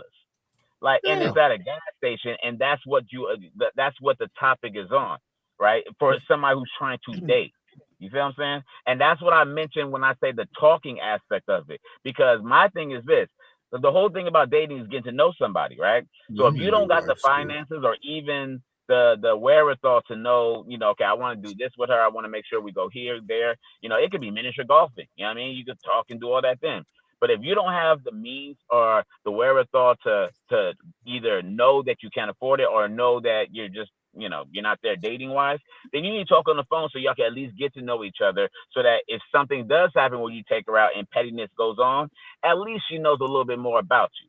You know what I mean? Hey, Yeah. I'm glad there's one Bolden on here who can come up here and give Wait a minute. the real deal. Wait a minute. Because your brother, and No. I'm not gonna call him out. I'm just gonna say his name start with an S and end with an N. Listen, I'm not gonna tell you because I heard y'all got a few different brothers. I heard you got a few different brothers. I just want you to know that so this brother right here, his name begin with an S, end with an N. I just want you to know that. Listen, Oh man. when I was in high school, like nobody taught me how to date. Nobody taught me how to date. I would never do this to a woman though. You know what I'm saying? Like when we was going to the movie theaters, me and my boys, we would go to, we would all team up. We will all team up. We will all, you know, we'd be in like 2 different cars. It'd be like triple, quadruple dates. You know what I'm saying? If I didn't have it, like if I didn't have all the money, if I didn't have it, one of my boys would spot me on the low before we go pick up our girls. Hey, make sure, you know what I'm saying? And then what we would do, or I would spot him. And then what we would do is when we got there, we would get there. Hey, you want some popcorn? This, and this. Like it was cool because we all was learning together, bro. Like nobody had to pull me to the side and say, hey, when a girl asks you for some candy, bring her out some gum. Like, no, like it was very, like, these things are very simple, man. And I'm not saying that you're going to know everything about dating when you first start dating, because like I said, we don't know how old this guy was in this situation. And so I can give y'all that in that situation. Let's just say he was 18. You should know better. Like I don't like if you was 18, you should know better. When Hey, I first started dating, when I first started going on dates, I was like 16, 17. By the time I was 18, I knew better. Now, if hey, you you're never preaching, you're facts, preaching. and if you never been on a date and you're 18 years old, you're 19 years old, and you get out there and you start dating, I would not recommend you to get out there and start doing the Meredith.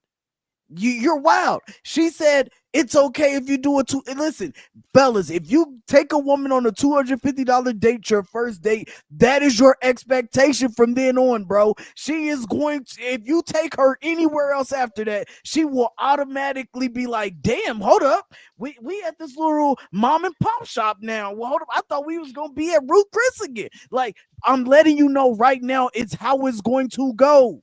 You listen, man. Don't set yourself up for failure, man. Don't do it.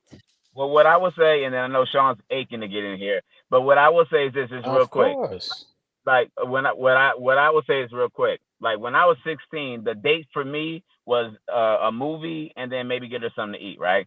I knew that if I didn't have the means, whether pops, whether brothers, whoever gave it to me at the time, let's say I wasn't working, then I knew I couldn't ask that girl out, and I would talk to her on the phone. I think that the more that you were talking, and it depends on your experience in high school too, because high school, some brothers weren't taking girls out. Some, you know what I mean? Maybe you got a girl, because even if you had a girlfriend in high school, you do sometimes want to do something on the weekends with her, right? So it really does depend on what you were doing in your earlier years. But I will say that no man should date outside their means, low or high. You know what I mean? Because there's all kind of things that you can do. Yeah, I mean, all kind of things. Like I said, it could be as simple as go-karts. And that could be expensive now, but not to the point where it's like 250. You know what I mean? Even if it goes there, you know, be prepared. But just in general, even if you, and this is, I'll stop right here. Even if you tell the girl, look, I'm going to be honest with you, man. Like, I want to take you out, but yo, before we do that, you know what I mean? Let's get some drinks first, or let's even get a cup of coffee. Like, just chill. But let her know in advance on some smoothness. Then I think that she will respect that. And to be honest with you, in my heyday, that's what happened. You know, if I didn't have no money, but I want to take her out, I'm like, yo, let's do this real quick. You know what I mean? I wouldn't tell her I'm broke, but I let her know, yo, let's go here just real fast. We could meet, chill for a minute, get some coffee. You got espresso, whatever, woo. And then talk on the phone more, build. And then when it's time, when my money's up, like, all right, girl, no coffee today. We going here today. You know what I mean? And then that even makes it more like, yeah, okay. He wasn't full of shit. Like, you know, and the whole time you're talking to her. Okay, I like this guy. Well, what's interesting is that I hear what y'all saying. But again. Thank you, Coach. Thank you. But again, yeah, sitting here. One, she said she was attracted to him. One. Two, she said he could hold a conversation. A lot of people, what y'all describing is letting your money lead you. And that shouldn't be an indication of who you are. Now, to the point that we said he's not well prepared for dating, but it's not because of his money. It's because of his tactics and his decorum. He doesn't know how. He doesn't know what. And I'm not disputing that he displayed anything good on the date. What I'm sharing is that we throwing him under the bus instead of helping the brother out. Now, if he ain't listening to help when you say, yo, you should try this, that, and another. Yo, you went left there. He's like, yo, I know what I'm doing. Then he's for the streets. Get it. But at this point, we can't be sitting here saying, oh, all these good men. We talk about good men, and then when we're sitting there not listening to the woman, we're listening to each other. Not listening to the woman who's saying to y'all, this is what I would want. But you trying to tell us what women want, and none of us are women. Listen to the woman. No, that's not. No. It's time to get to the next. Hold on, real quick. Because real quick with my brother, because I'm gonna tell you something. It's gonna be kind of cool. You are absolutely right, Sean. But this is the thing about dating or anything. You're always gonna have bad dates, right? That was a bad date for him. He will learn from that. Why did she call back? Why is she talking shit on the internet? And then when people start realizing, or he starts realizing, damn, it's because I bought gum. Damn, because I took her to a 10-piece, Nuggets type joint when I could have just saved up and did something better. Everybody's had bad dates. So although Sean, you're not wrong. You're not wrong what you're saying. What I'm telling you is everybody's had bad dates and they learn from them. I know I have. I know I've done some things. I'm like, yo, maybe I shouldn't have done this. Maybe I shouldn't even made that first move this night. Or maybe I shouldn't have, man, I drank maybe a little too, like whatever the case is, everybody's had those experiences where like, damn, that was a bad day. But you know what? I'm going to do that better. And that's why a lot of people sooner or later end up with a girlfriend or boyfriend because of the fact that they learn and learn and learn until they realize, You're right. But all I'm saying is that the lady on the panel, the only lady, said, you know what? I still would have given him a chance to find out more about it. That's what she said. My question to the Bolden brother, I don't know what your first name is. Ian. Ian, but you go to Ian. Bolden. His name, Sean. Okay. Ian. So you said that you had thoughts like, okay, well maybe I could have did this better, or maybe I could have did that better. Was that from your own thoughts, or was that from the woman that you took out on a date that said, hey, I know you did this and I really like it or I appreciate it, but I would have preferred for you to do this? Or were you just coming up with what you should have done better on your own? Well, you see, so what I do is actions speak louder than words, right? So if I take a girl out and did exactly what the scenario is, and she seemed like she just stopped wanting to talk to me as much, she wasn't interested, the whole nine, then I would have took it as a sign like, yo, I messed up.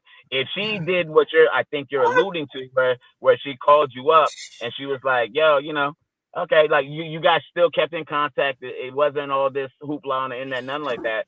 And she still kept in contact with me and we still, talking. Then I wouldn't have felt like it was a failure. But I will say this, though. The sad part about that situation is that most women will not tell you, yo, you seem kind of broke today. Well, what's going on? What? They just stop talking to you. Wow. They just stop talking to you. Like, or they either wait, real quick. Either they just stop talking to you, or it's a little bit, so it's less.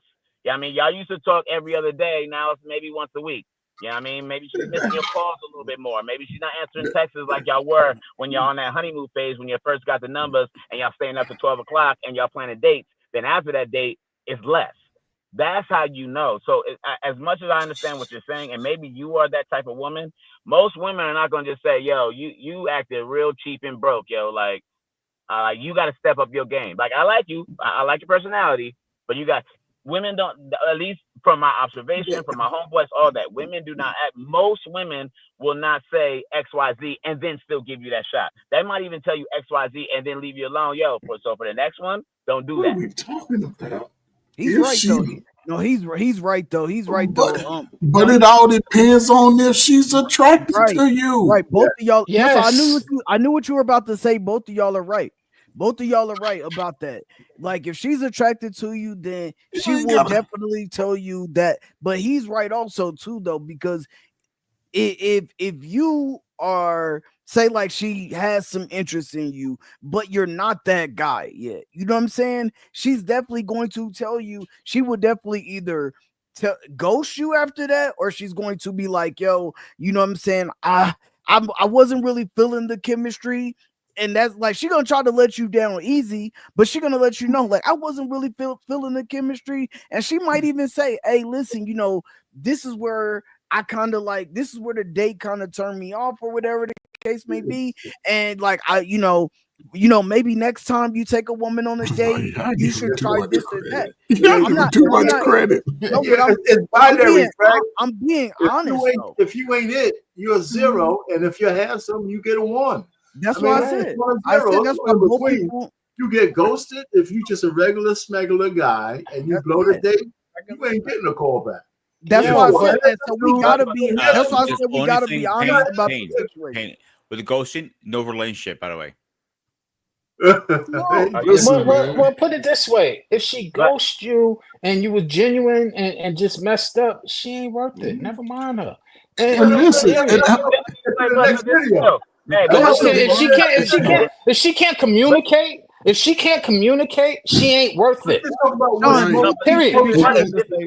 But this is where I push back on that. This is where I push back a little bit on that, because you're right on that, right? Because Really, like if a woman really that like doesn't, if you guys have good chemistry and then a woman ghosts you off of you being cheap on a date, then yeah, you're right. But this is also a test for her, for you. So if you were listen, vibe. When you go on dates, both of y'all are having an expectation, right? Both of y'all want to have a good time. So while you're doing what you're doing, she's also analyzing. So even if you guys are talking, right? If you have a bad date or the cheat thing, the whole nine, she might think that that's a reflection of something. I don't know what, but something to where it's like, Now you guys keep bringing this fine, like if he's fine, he'll get away with it. I agree with that to a certain degree. But how many? But there's also a lot of dudes who are quote unquote good looking that after a while chicks do not. They just hold on. But see, this right? You changing it. You talking about after a while? He done already got the cheeks and cakes and spread it all over. It doesn't matter.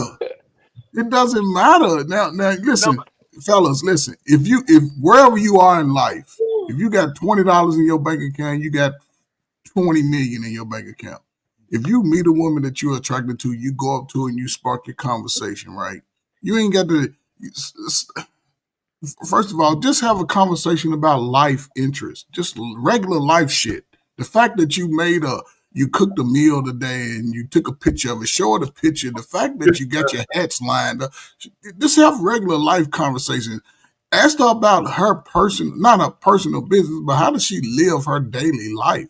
And if you put forth your best forward, whether you bring a rose or a dozen, don't be questioning your damn self if you messed up, if she don't like them damn roses, because she might take them roses and bring them to me.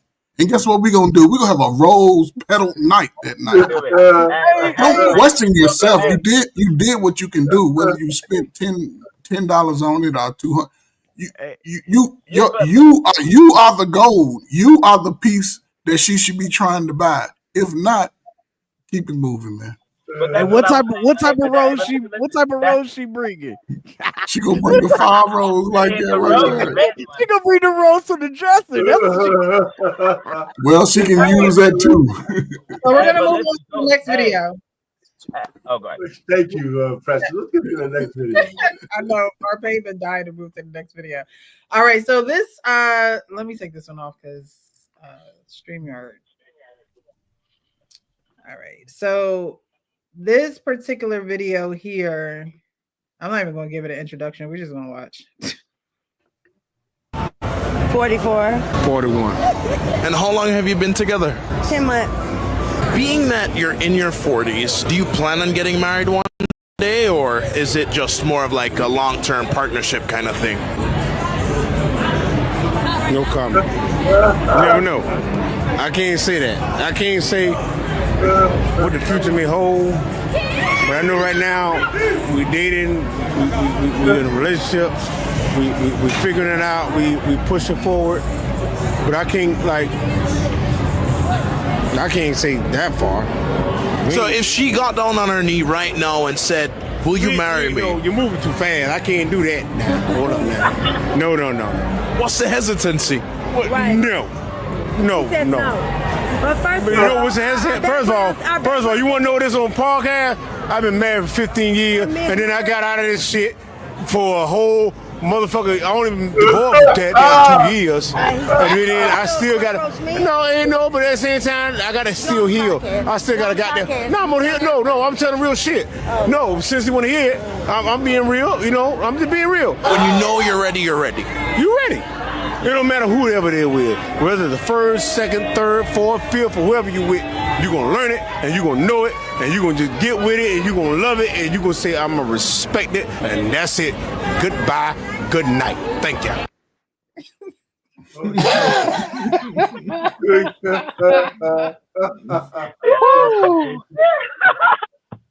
Man, oh man. Okay. Yo, that was one too many drinks. Truth. He started out trying to be, a player, and he wound up just falling. You know what? I didn't do that. He should smack himself, man. He should smack himself because that's how you talk. We said you can talk yourself into him and you can talk yourself out of him. And he definitely talked himself out of him right there. Yeah, she was primed and ready to go, pulled up to that interview, and she walked off on him, and he didn't skipped him right back on up the thighs, man. I'm letting you know. He talked her right back into him, like, damn. But she you know had on what? the fur and everything. Damn. But it was 10 months in. He already got what he wanted. And what he didn't want was marriage. That was pretty obvious. You could be right. You could be right about. He could have been knocking somebody knocking the boots. Come on, man. At that age of 10 months, he damn sure was knocking on, but she got a nice leg. Oh yeah, he definitely. What'd you say, Alpayne? What'd you say? I knew you was looking. I couldn't get above the waist. I couldn't get above the waist. Go on, man. Look up. But listen, she didn't answer the question either. She turned her head. She was mum on the whole question. You know what? Right? Yeah, but nah, he took it to a whole. I mean, he started that guy when he's drunk like that. Before he said anything, she turned her head. She's been with him when he did that before. Yeah, she know what it is. She know what it is. But he made a motivational speech of it, yo. Like he did, he went above. That's because he ain't finished. Listen, it's obvious that he's not finished healing because he brought up something that wasn't even a part of the conversation. Yeah. I was married a couple times. He went into that. The man, he ain't finished healing. And the fact that he what do they call it nowadays? He crashed out. Hey, no, he did it. Nope, he did exactly what Alpayne said. When you get your heart broke, you get your ass right back out there on that damn saddle and you ride that boat. You ride it. You don't tell everybody about it like that. He made a motivational speech of it, yeah. Like that was I have a question on topic. Why am I the only guy I have hair on this panel? Hey, Sparta, chill. Hey. That's not the only guy. You're also the only. Hey, Sparta. Hey. So was that a low? Was that a dig, man? What's going on, man? Hey, Peter, what's going on, man? I think this is one time where it's susceptible to say "you people." You see, I got her now. I got her now. Now what? You people with hair really annoy me. Seriously? Hey, fellas, I think Precious wants to jump in here real quick. Well, no, I was just gonna say that the question is, can he heal while being with a woman for 10 months? And the reason why she didn't answer the question was because she knew. Men make it known whether they want to be exclusive and committed to you, or if they just going by the blow of the wind. Okay, they're out. I don't know where this guy's at. I don't know if they're in Vegas. I don't know what big cities he is in. But obviously they were out. He was dressed like in kind of like a tux. She was in this nice, glittery dress. So maybe they went somewhere really, really nice, right? He done already spent the money. He thinking he getting saucy. He about to, can I get to the yam? Like he about to get to the yams, right? Like he already know that's his objective, right? Marrying her is not an objective for him because he didn't have a direct answer. He couldn't say, what it was from what it wasn't. He then put in his past trauma of being married for 15 years, right? So he's like, we just tried it out. We just, it is what it is. Like he literally is a man without a plan at 44. Yeah, he's older than 40. He 44. She's 44. Wait, 40. Full 44. She is. She's older than him. Okay. So, she's older than him. Yeah. I thought he was old. That's crazy. No, she ain't going nowhere. She ain't going nowhere. She just got out of the picture. She ain't going nowhere. She knew what it is. She going on the damn place. Right. Which means at this point she's choosing to be with a man who doesn't have a plan, for her. Now why you have no plan? Why you don't have no plan? Why do you have no plan? I mean, I'm asking you, Precious. Why doesn't he have a plan? How we know he doesn't have a plan? He didn't state one. He didn't. He said they just dating. They figuring it out. They okay. I don't have a plan in oh so many words. Yeah, His plan is to get those yams as long as you Exactly. I think he's doing it. He had a clear plan, and the interviewer ruined it. He had a plan. He had the direction. The interviewer just ruined it for that night. The reason You were gonna play it again? Play it again. Sure. We can let this short enough. Let's play it again. How old are you? 44. 41. And how long have you been together? 10 months. Being that you're in your 40s, do you plan on getting married one day, or is it just more of like a long-term partnership kind of thing? No, you never know. I can't say that. I can't say what the future may hold. But I know right now we dating, we in a relationship, we figuring it out, we pushing forward. But I can't like. Look at her head down the whole entire time. You think a man would have planned other than sex for this woman? But she knew not to answer, right? She let him answer. She purposely had, when he asked the question, he had the mic in her face, and she didn't answer because she knew where he was coming from already. Right, but Before he said anything. I would have looked to my man too, because Why? at the end of the day, men hold access to relationships. Yeah, I agree. I agree with that. But she know what it is, though. That too. So she recognizes the fact knows that what it she is. recognized the fact. So she allowed him to like Right. in my head, I think I know what it is, but let me see what he said. Exactly. That's exactly what she did. And Yeah. that's why she's an old school woman, a young whippersnapper woman would have opened her mouth and blew it. She acquiesced to him the way women back then did. Exactly. That's not a question for me, dude. That's a question for him. Facts, and I I like agree. that. And I agree with Precious and Arpain. She sat back for a second because she knew that even though he asked this question for both of them, this is a him question.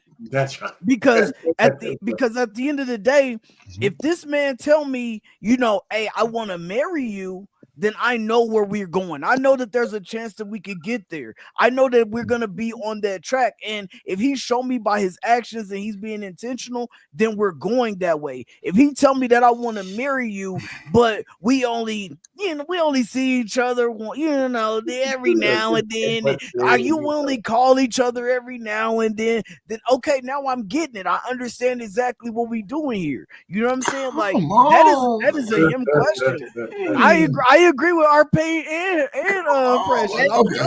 Let's keep the tape rolling. I can't say that far. So if she got down on her knee right now and said, Even there, look at her face. Look at her face. She's saying a lot. I don't know what y'all talking about. She ain't saying nothing. She's saying a lot. Her body language saying a lot. I am not getting on my knees. What am I doing here, and why do I keep giving up my coochie to him? But let's Stop it. Oh, come on. You're moving too fast. I can't do that.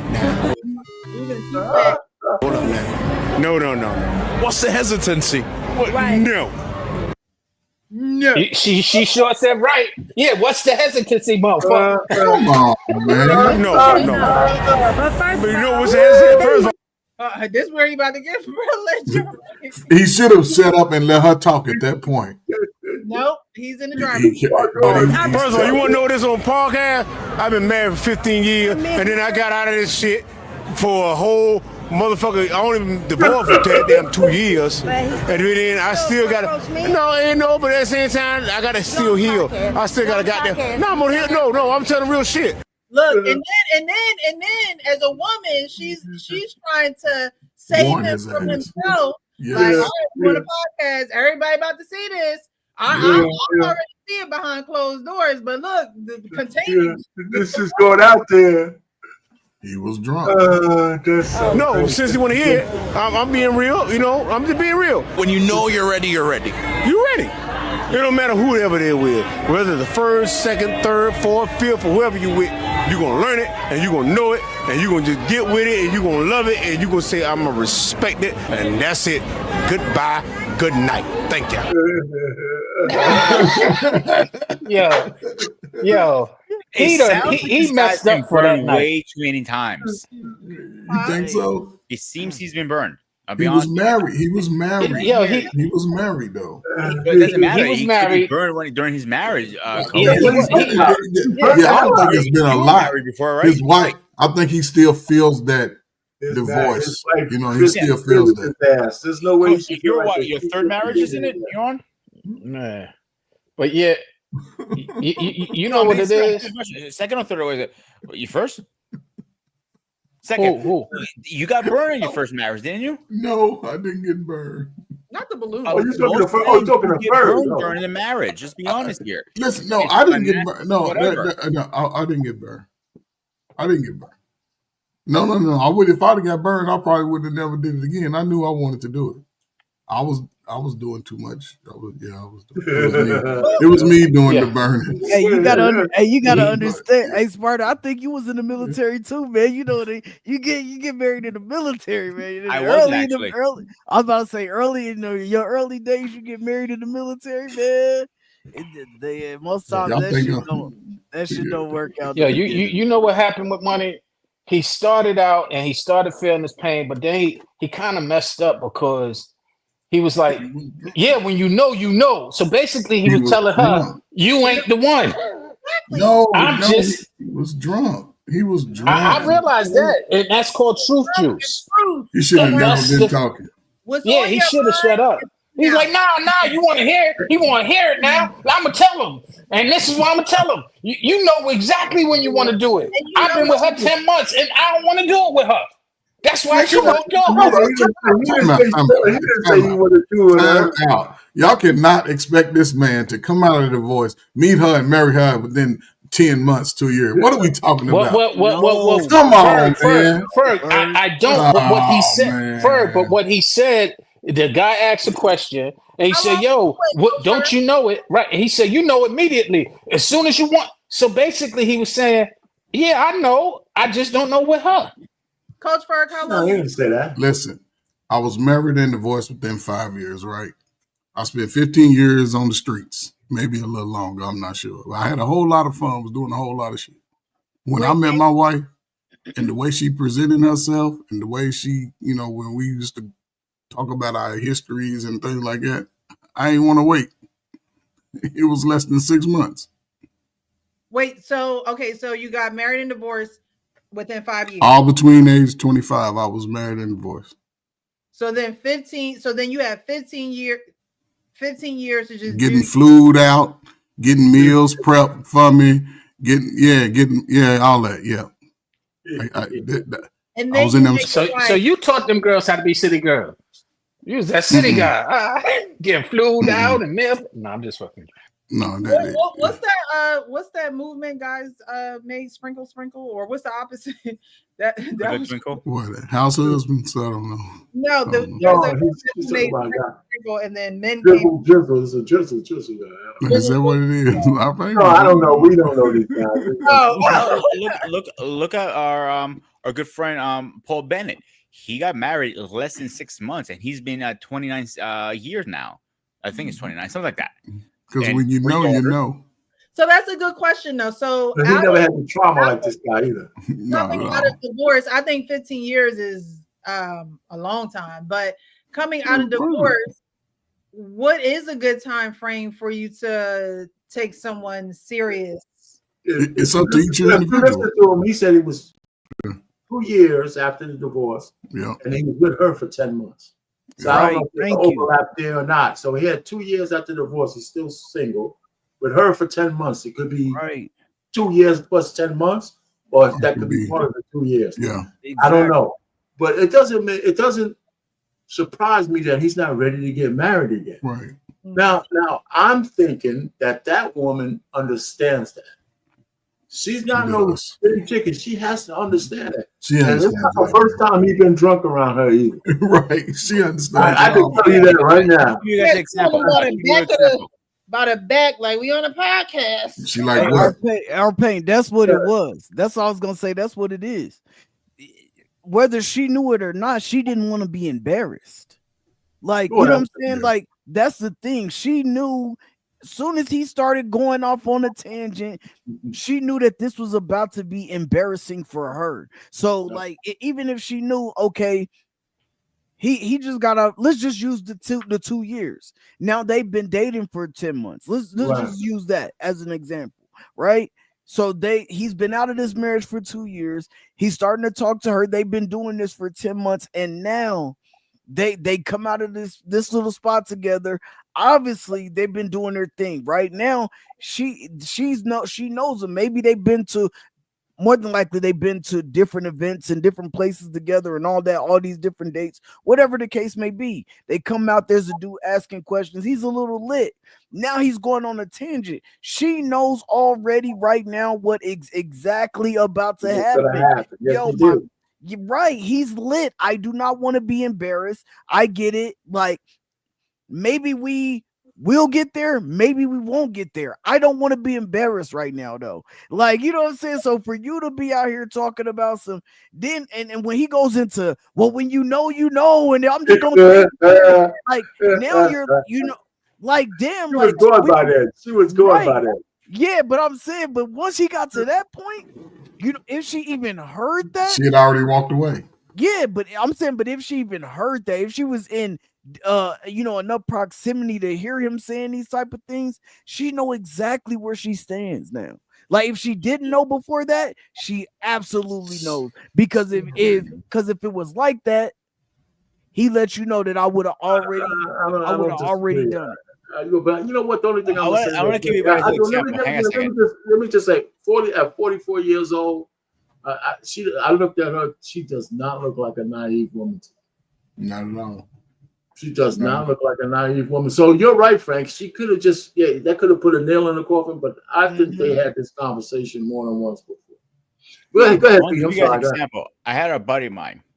I want to say his name because I want to put his business out like that. He's been married 3 times. His first divorce, when he was first, he took a little break. His second divorce, he literally got into his next relationship, into his next marriage. So the question is, how long do you need to take a break, or do you need therapy after your next marriage, before your next marriage? Some people say yes. It's up to the individual. Everybody's different. Yeah, everybody's different. Individual. Everybody's different in that case. You're on mute. You're on mute. My dude, you're muted. Which is good. I think that could be. We're making jokes tonight. Hey, I thought I had a peanut head. My question: does he even know how to use his phone? He has to be an iPhone user, probably. There you go. Look at him. He on that damn Android. You still on mute. Hold on. Something else is on mute, brother. Yeah, you still on mute, man. You still on mute. We can't hear you. We're all happy about it too. You know what I'm saying? We can't hear you, man. We can't hear you, man. Hey, you might. Now he really on now mute. he really muted. My dude. Now you're Hang really on. muted. Take your phone. Hit mute button. Oh, he said keep talking. Keep talking. Oh, Hey, keep Sean, talking. you need to get your brother. trust me, You need to get your brother a robot. You need to get your brother a robot so she can show him how to take his phone off mute. One thing I do you want have to go down and come back in, man. Something's off. That everyone has been saying and pointing out. Now, they could have been out for a nice night, and this is not the first time that she has seen him drunk, right? Still not working. It's working now. Not only does he need to heal, but a lot of men will pick up a vice, and that will be their healing agent when they need to put down that vice, because maybe that could have been something that broke up their marriage too. Maybe that could have been an issue in his actual marriage. But him drinking and embarrassing her, like Frank said, the way that he did, could just be the end, or because she is 44 and options are probably few. You know what I mean? I'm not saying that she can't get a man, but options could be few. And so there are some women who will tolerate, a man like that and give up on their, I don't know if she's been married before, because he was the only one that answered the question, or he brought up his business. But there may be a possibility that she'll tolerate and deal with that man for years. Yeah, but in terms of embarrassment, real quick, in terms of embarrassment, I mean, yeah, he embarrassed himself as well, and I don't think that's at the pinnacle of embarrassment for her. But I mean, it was bad, but it wasn't like death blow. Go ahead, my man. No, well, I was gonna say, I kind of got a different thought process because she agreed, right? Like if she didn't agree, or she just stood there and let him just spew off, or didn't answer the question, then I could kind of be like, okay, maybe that hit her the wrong way.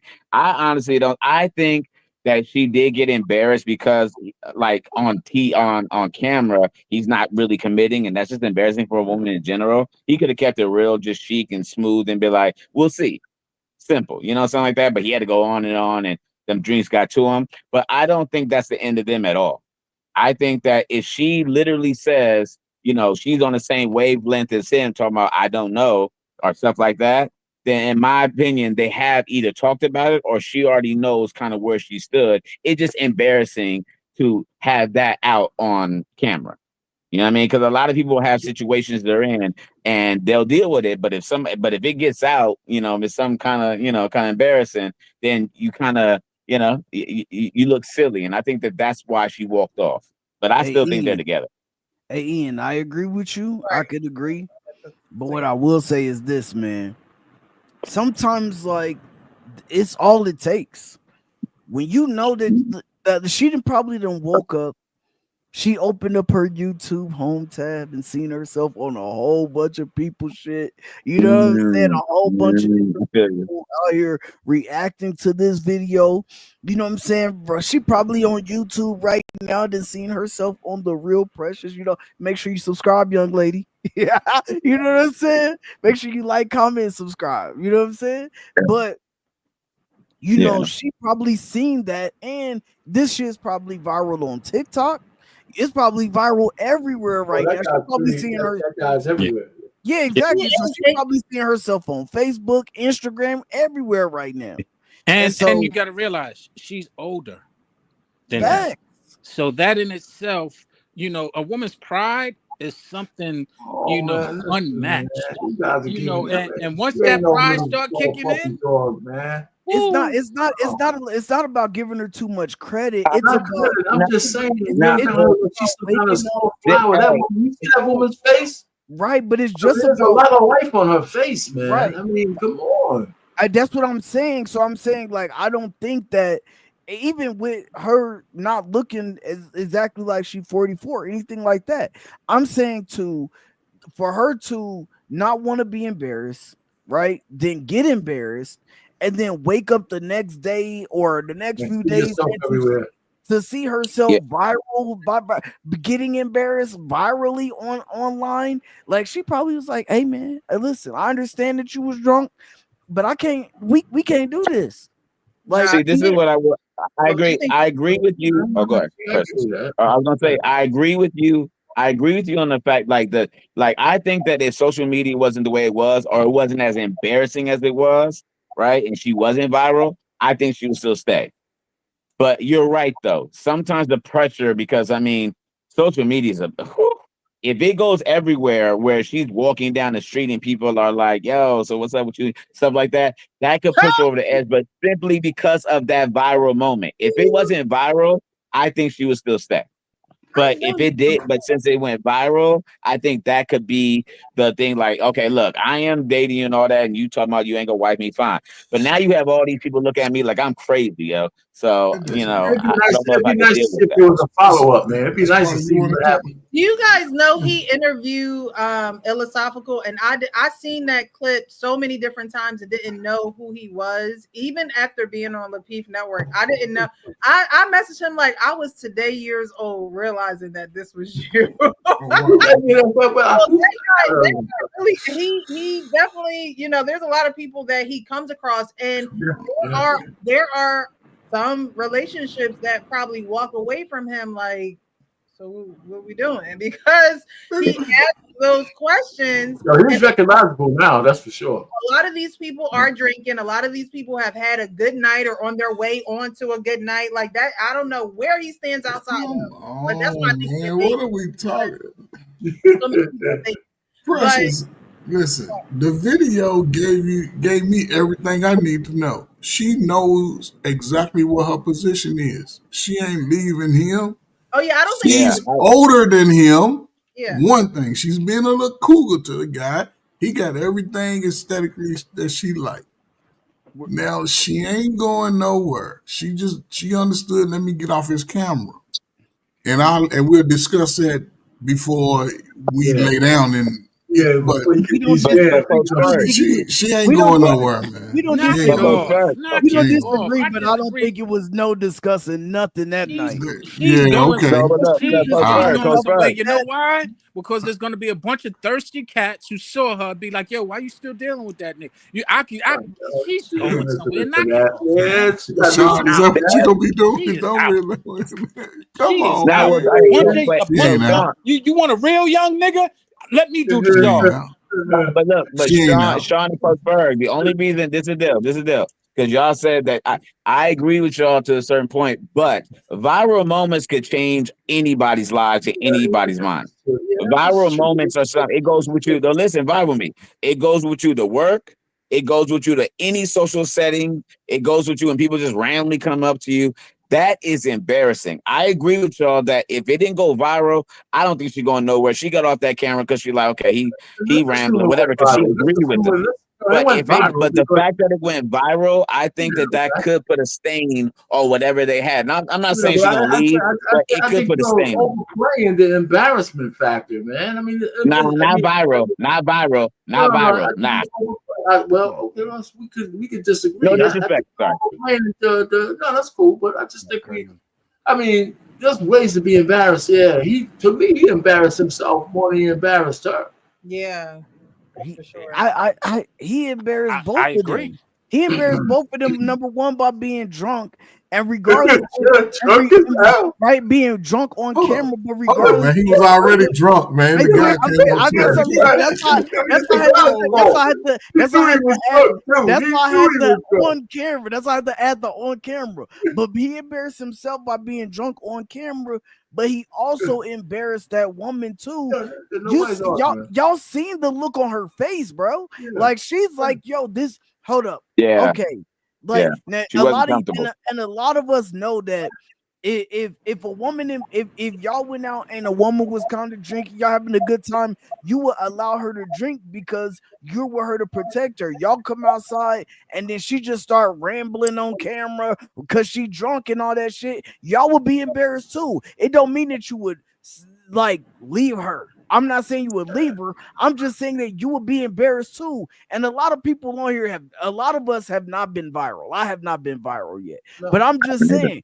So, but to wake up and see yourself being reacted to all day, every day for the next few weeks, that shit is embarrassing, man. So most people are buckle under the pressure. Too, by the way. Whether it's embarrassing, I'm just saying, listen, all I'm saying, if she was a young girl or something like 20s or something, this woman is seasoned as hell, man. I give you that.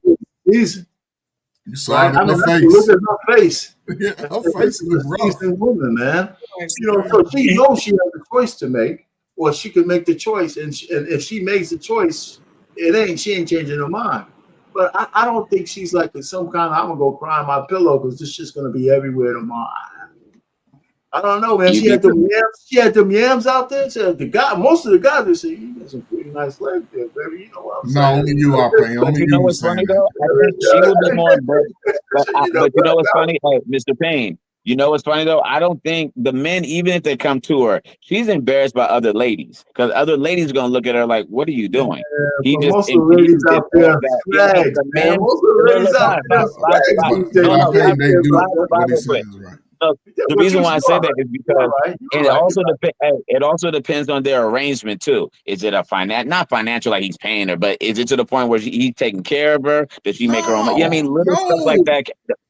Is he just doing in bed stuff very good? It really does depend on what their relationship really is about. Man, I'm looking at her through different eyes, man. I mean, if I was an old single guy, she'd be right in my wheelhouse as a young man. Right now, if I was out there, she would be right in my wheelhouse. Not the 21-year-old, but 44. Looking right there. See that guy who be going viral. Hey, Lisa, that's pain. Hey, Lisa, come and look at this girl over here. Oh yeah. Oh boy. I know I would be out there. Yes, go sir. What's going on? Mr. Payne, but one thing about you gotta understand, you're older than her, so you're not gonna look at her the same as a younger dude would. Does that make sense? Because he's younger. Hold on, time out. Hold on. So now I'm trying to get a better understanding of this. Let's just say all of y'all are younger than that woman, right? Are y'all y'all been with her 10 months? Y'all approach. Are y'all setting a date on camera? He's 2 years younger than her. He's younger than her. He's doing what most of y'all niggas will do. Y'all ain't gonna do nothing but ride up on her, go out with her. She gonna give you them cakes, and you gonna ride it for 10, 12 months until she say, what we doing? Are we getting married? Now all of a sudden, I ain't ready yet. I just got over my divorce. Come on, man. What are we talking about?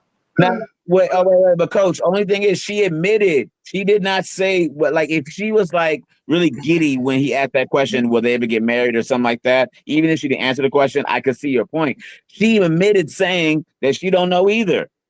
But she let him answer first, right? She let him answer. She already know. If she don't know, she like 90% of the women that be in these situationships. They already know what it is. They know what it is. They ain't know there ain't no marriage into them. Come on, man. Me and you understand, hey, coach. Me and you on the same page with that. I agree. He told her when he pulled up, listen, I just got divorced a couple years. I ain't trying to get it nothing serious. I want to just have a good time and vibe with the little lady. We see how it go from her. She knew that. Right. And we agree with you. And I agree with you anyway. I'm just saying that more times than not, it doesn't even matter, man. A lot of people will want that they can know that in private between you two. Yeah. That's what I'm saying. Like they can know that in private between you two. But then when you go out and then you tell it to Beyonce's internet. Yeah. You know what I'm saying? Then that's when it becomes a different. That's when it becomes a different story, because then you're like, yo, like, okay, like this was okay. We understood that between us, we're seeing where it goes and we're kind of filling this out or whatever the case may be. Like once you start going on to the extra, like it's like in the beginning he was all right. But you see that it kind of like fucked her up. She like, hold up. Then he just kept going and kept Paul. He did that because the questions kept coming. The questions kept coming. But that's what my man ain't just ass on, man. Well, this guy's wrong. He was wrong. I give you that, but I'm saying like he definitely that little liquor, whatever he had in him. Whatever I know, whatever he had in that cup. I want to drink too. I want to drink. I get out of here. I got work in the morning. Oh, man, take it easy. Take care, guys. Listen, blame it on the alcohol. Blame it on the alcohol. That's exactly. It looked like he had some Ciroc in his cup. But you know what's funny? I think both of y'all are right, and that's the good thing. I think Coach Ferg, because I was on you with that, she knew what the situation was. She was not surprised, and I don't even think she walked away off of pure embarrassment. I just think, he rambling. But I don't think it was enough in that situation afterwards. Oh, we need to talk. None like that. But I do agree with Frank that if something is so viral and so embarrassing, and not only you kind of know, but the world knows your situation and it follows you, you know what I mean? That could really tilt it, for anybody, man or woman. Going viral is something that these days, we didn't have to worry about that I worried about that when we were growing up. If shit like this happened, maybe a few people saw it, maybe even 100, whatever. But I think if that happened, she would still be with him. I don't even think there'll be a conversation other than, okay, maybe you ran your mouth too much, but nothing to the point of breaking up, right? But going viral and going through that hell, and he admitted that, y'all not going no place other than what y'all are right now. It could tip the scale. Not saying it would, or it did, but it definitely could. So y'all saying most people would crack under that viral pressure? Yes. I think especially in this day and age. so. Go ahead, Precious. I was gonna say, after drinking like that, this guy, whoever he is that do these street interviews, he know what he doing too. He gets the people that are lit. He gets the women that ain't got no clothes on and be like, well, if you were my woman, would you be mad if I told you to go put some clothes on? Like, he gets the people going, okay? He gets the people going. And so he's good at what he does. However, people, when they have liquor in their system, it brings out the truth. It brings out the truth. You already in an environment where you're having a good time. You don't think anything is going to go wrong that night. You about to get the draws. You just had everything in your mind going, and then boom, here comes the street interviewer, right?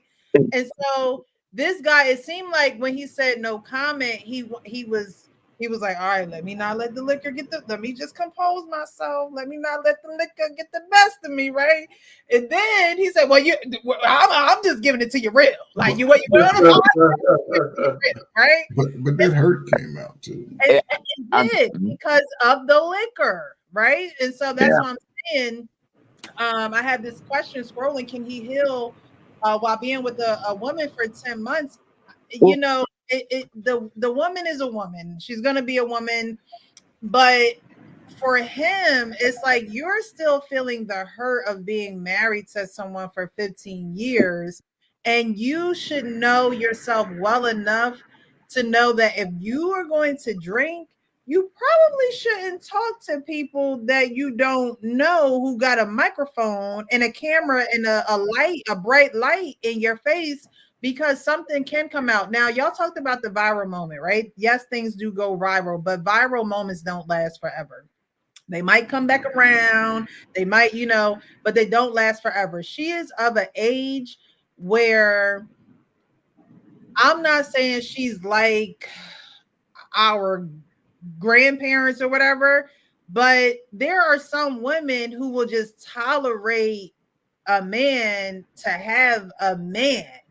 And if it's been, 10 months, it's been 10 months, and now they are where they are, I think that she would continue to be with him, because after 10 months, she knows he's divorced. She could be a divorcee herself. She knows he's divorced. She's seen his mannerisms. She's seen his behaviors, his patterns. 10 months is it's almost a year. 10 months is all the seasons, right? And so she's seen him in all of his seasons. And usually that's how they tell you to date, to see someone in all of the seasons so you know what you're getting into. So she's at the end of, it's winter, right? And so she knows this man. She knows he's not ready to get married again. I don't personally believe that she would leave him over a viral moment, right? Because if she haven't left already, chances are there's something about him or something about her while she's staying in a situation with the man who was married for 15 years, and they kicking it, they figuring it out, they're doing all of that. I really don't think that she's going anywhere. I think she knows what she has. And sometimes when people know it, even though they won't commit and give you marriage and give you what you want, they know what they're dealing with. They know the devil that they have versus the devil that they don't have or that they don't know. And so I agree. He knows that she will be the type to stay. She's 44. He's 41. right? He could even have both of them could even have people on the side, and it probably wouldn't even bother either one of them. Like he I'm seems not like so sure about that. somebody that could have somebody on the side, probably younger than 41, his age, right? But he's still got sugar mama at home who's gonna still be there, still, you know what I mean, have meals for them, still got the, so sometimes these women be making more than these men. And that's the reason. So I don't look, there are people who stay together and they should have been gone a long time ago, right? There's men who use women just like there's women who use men. And I just don't see that. Now, I wasn't calling her sugar mama because of her age. That was just the name that I gave her. But they get to a certain age where it's just like, I know what I'm dealing with.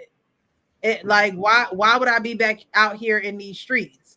Like, why? Like, you know what I mean? There are just some people who have that fixed mindset. They don't have a progressive mindset where it's just like, there's more for me, there's better for me, Now we all know the sexual marketplace for women, and so you got to take all of those things into consideration, and women take all of those things into consideration as well. So although she may have been embarrassed, although this is a public type of thing, I don't think that she would stop dealing with him, because at least she has somebody, and there are a lot of women who would rather have somebody than just be alone and just do their thing and keep it moving.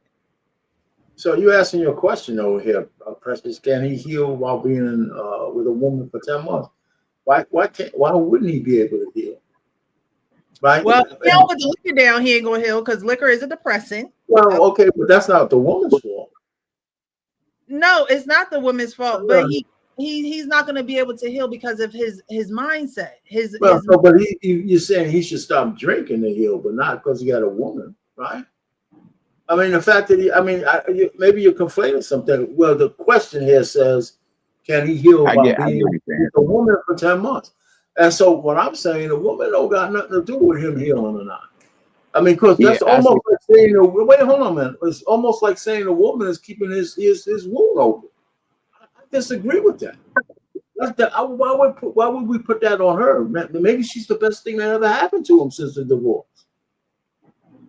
Then he will. And without her, he might be on a rooftop drinking somebody by himself. Say what? Say that again? I said he will want to commit to her, so nobody else has the opportunity.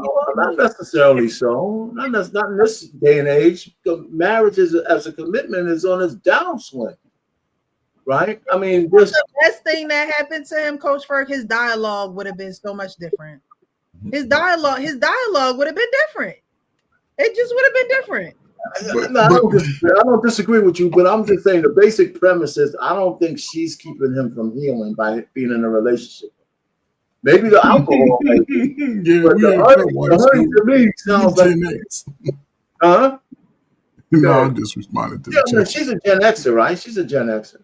A younger Gen Xer. She's a Gen Xer. She's right on the border, man. Right there on the border. So all I'm just trying to say is it's hard to kind of put these things. I don't think it's like cause and effect kind of thing. I think the alcohol, you have a point there that he might drink a little bit too much, or he was just having such a good time with her that night. He just had one too many. I got my little red bone on my arm, dark as hell. Got the little contrast shit going on. We look good in the mirror with the right kind of light. What's up? We heading on in. She gonna come up out of that dress soon. Take that little wig off. She coming out. Hey, she don't gotta come out that dress. There you go. That's the best part. She already is something. Looks on her skin. I like the way the contrast of my hand on her little back. She gonna keep them shoes on though. Them shoes are staying on too. That's right. Oh, we love to objectify women. That's just so funny. No, it's crazy. No, but I don't think that she's stopping him from moving on or healing or anything like that. I think that is a you thing. That's it. You have to know, and if you're not ready to move on, then you shouldn't be with her for no 10 months. That's just my opinion. I mean, he can do what he want to do. In my opinion, you shouldn't be with her for no 10 months if you don't feel like that you are healed from your marriage. Now, if you feel like you're healed for your marriage and you're ready for something new, you ready to move on, you ready to do something else, and you still, feel like, hey, I want to, find a woman where I can live to the end of life with, make it to the end of life with, then cool. And that when you met her that's the type of vibe that she was on, then cool. Then cool. But if you know that you're not ready and that's something that she wants, then you're leading that woman on. Like, that's just my opinion. And it can be what it is. And but if you knew that this woman is 44 years old, she is looking to live to the end of life with somebody and hopefully be married one day, and you guys, she just like you guys are vibing together, but that you're not healed and you're not ready to move on, you got to let that woman go. You got to let her go. But here's the problem, though. Here's the problem, right? I think most guys relay those messages when, I'm not looking for nothing serious. I'm just looking to have a good time with a female. And females believe initially that they can live like that with a man. But they can't. I agree. They can't. And they don't set their expectation to a handsome guy like Frank. An ugly dude like me, I got a time limit. Frank coming over shining, right height, got the money. I'm coming over off my 9 to 5. I got to have a time limit. We're gonna try this thing for 2 years. Hey, I'm a short king. I just got the gift of gab. I'm just saying though, he's 2 years in, ain't nothing about no relationship. She's still talking about, look, I'm planning the trip to Jamaica with me and you. We going on a cruise. We doing all this husband-wife shit, but we still in the situation phase. And that's how you get these type of answers from men. If you want something out of a relationship, you need to set those boundaries early. Because you can't just think you go wing it along the way and you giving up them cheeks and he's throwing your head up against the backboard, breaking all your kids' toys and shit. You'll never snap out of it. So, in this situation, I think, again, the guy was drunk. She knows what it is. He just was talking too much. And I don't know. She wanted it. Whatever relationship he was giving her, she wanted it. She's older than him. She know better. She should have, nigga, now you ain't ready for me, and kept it moving. But I mean, we both know, Coach, man. This nigga be changing. Man, you done changed 4 scenes today, man. This guy is just like his brother. His brother started off on the couch, the pause. Then he was outside. We see trees in the background. Then he was back on the couch with the little boy behind. Like, come on, now this guy was in the car. He went to the bed. Pause. Then now he in the living room or dining room. Like, come on, man. When Sean first used to get on the show, he was always in his car. It was just he would turn the light on. Then he would leave for like 30 minutes, come back.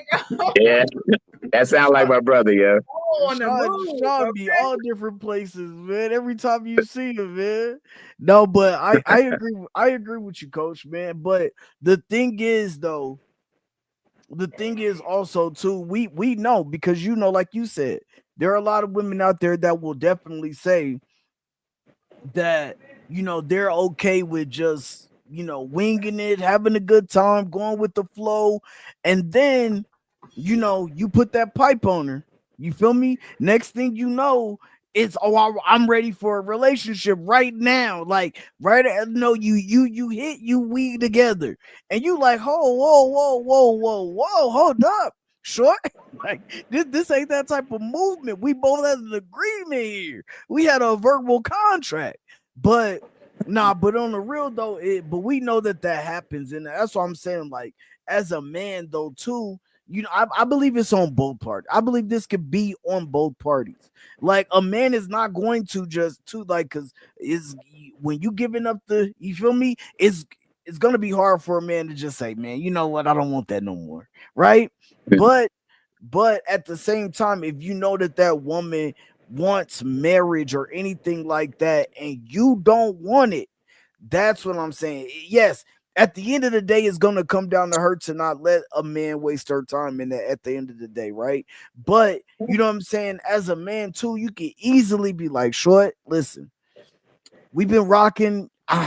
I'm still not ready. I'm not, and I don't want to hold you up, so I'm gonna let you go, short. You know what I'm saying? It's not easy. I'm just letting you know, but I don't want to be the reason why you don't get married for the next 4 years, 5 years, because I don't know when I'm gonna be ready. You know what I'm saying? But either way, it can, like I said, it can come down to both parties. She can easily be like, hey, listen, we've been doing this for 5 months. You know, we've been doing this for 6 months.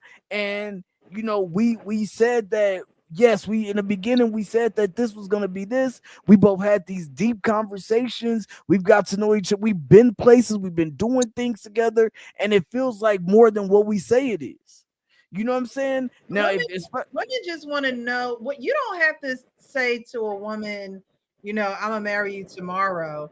A woman just wants to know what her place in your life is, period. If a woman don't know what her place in your, and that's part of clarity, that's part of protection as a man, right? So protection is not just the physical, I'm going to protect you from the bad guys. Protection is I'm going to give you clarity. Because if you don't give a woman clarity, then you leave her to her own thoughts. And we know women thoughts run wild. They think things that aren't true.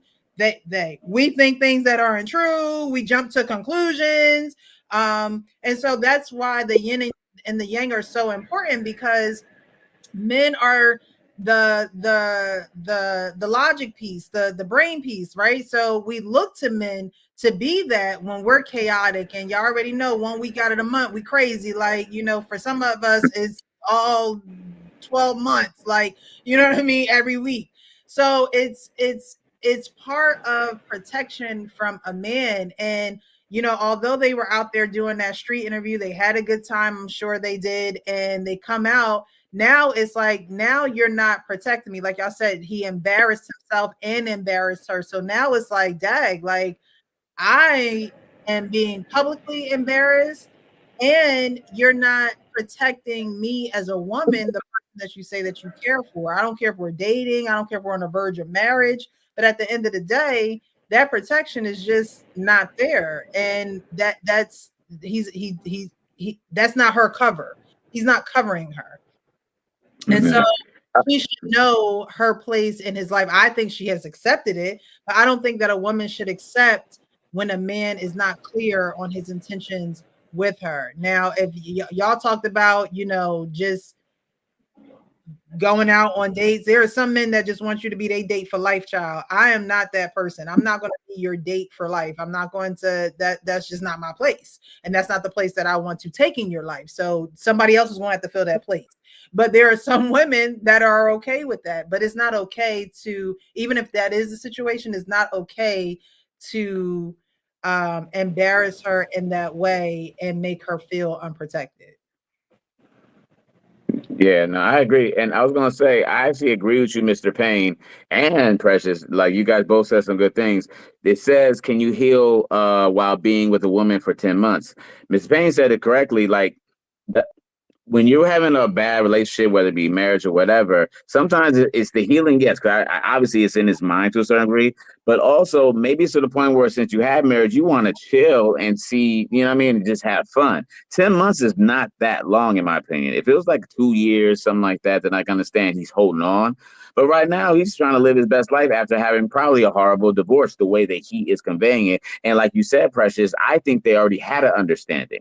So I think that as much as she was embarrassed, I don't think she was embarrassed enough to leave. The only reason why I said the viral moment, it has nothing really to do with the relationship and more with the stability of the woman's mind. You're right. 44 ain't no spring chicken. But some women could really, not some people could really crumble under pressure when it comes to a viral moment. But like I said before, and this is why I agree with Coach, If that viral moment never happened, even if it did, it's still to the point where she understood the situation. I don't think nothing came as a surprise. She even co-signed when he said what he said. So that even lets me know more that she understood. She might not like it, but she's 44 years old. And some women, like you said, would rather have somebody than nobody. So I think that both you guys are right in that regard. But as far as the 10-month thing, I still think that call it healing if you want to. I think he's just trying to live his best life since he went through 15 years of hell, or however many years of hell towards the end of the marriage. You know, once you get out of a bad relationship, all of us know that sometimes you just kind of want to live it up a little bit. You know what I mean? Hit some clubs, get flirted with. Flirt sometimes. You know what I mean? Like sometimes, and 10 months is not a long time. Yeah. All right, so we're gonna move on from this one. If you guys are just joining, definitely hit that like button. Let us know where you're watching from. Let us know that you're enjoying the show. We're gonna go on to the next video, which brings on our topic of the ugly truth about marriage. We know that there are people who do not grow up in a two-parent home. There are people who do grow up in a two-parent home, and there are just things that are not visible to the children that the actual couple, husband and wife, may go through, and how it can be detrimental to you when you go to get married and go through your, marital issues in your relationship. So we're going to take a look at this and then react to it. Was married. He was going through stuff with his wife that everyone goes through, stages that everyone goes through. You're trying to take two people and bring them together as one. That's not going to be easy. There's going to be disagreement. There's going to be struggle. There's going to be a lot of that. But growing up, whenever his parents would have a disagreement, they would do it in private. So he never saw it. What he used to always say is, I never saw my parents argue. Because I never saw my parents argue. In his mind, his parents didn't have arguments. Right. So because I'm having arguments with my wife, something's wrong with me and my marriage and her because I didn't see my parents arguing. But his parents were arguing in private because they felt like they didn't want to show him the ugly side of marriage. But they also did him a disservice too. But that's what I'm saying. His parents thought they were doing a good thing by withholding and keeping it private to themselves. But they held him back because he never saw, how do I have a disagreement with my wife? For married couples, if you have been through some battles, you've been through some wars, share your stories, how you came out, how you might not have even came out. You still going through. It's not always about tell me how you got out. Sometimes I just want to know that I'm not by myself. When you think you by yourself, you'll make decisions because you think you're the only one experiencing it. Something is wrong with this woman because all my other friends' wives are doing great. When I look around, I don't see nothing wrong with them, so something got to be wrong with her. But because I'm not talking about it to nobody, because no one is telling me or sharing, at least sharing my experience, like, hey, bro, I've been there. You know what I'm saying? Like, something like to that effect, I might get rid of her when I could have probably needed someone who's like, hey, I'm in the trenches with you. You were talking about going to the gym by yourself. And I was saying, like, it's hard. I respect people who can just get up and go to the gym by themselves because a lot of people need someone to go with them to the gym. And it's not so much that I need a person to go to the gym.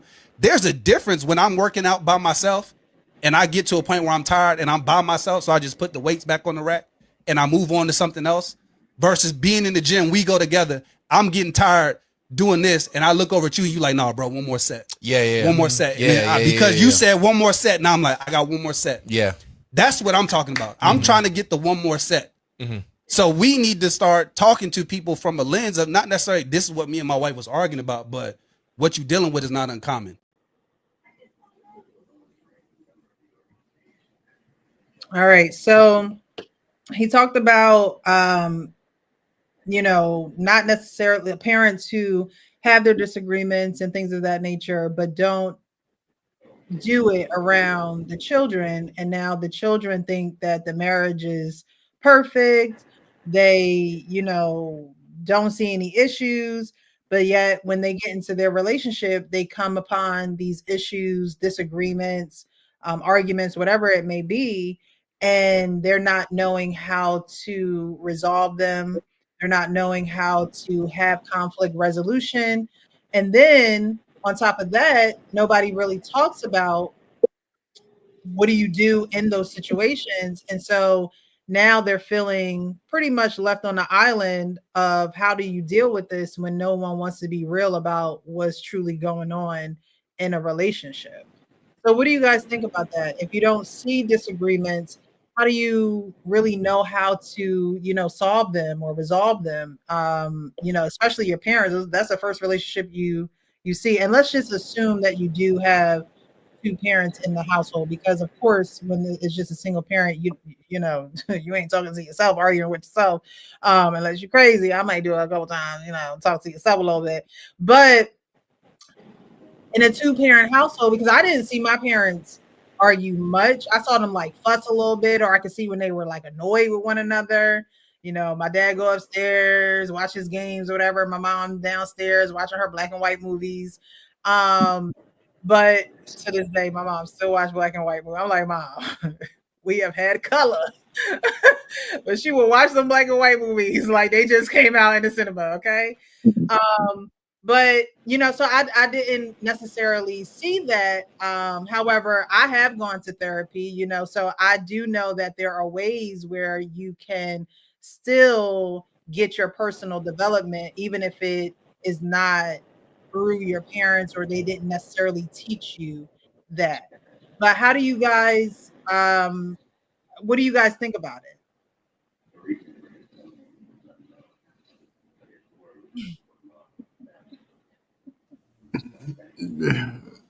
All of my. Did you guys see your parents argue? Did you, have you gotten into situations where it's just like, yeah. So what I'm saying is, I argued in front. We argue once in a while. We don't have a lot of arguments. The only arguments we didn't have in front of our kids when it was about them. Right. That was it. Our pain. I was going to say that. So we didn't argue about them in front of them.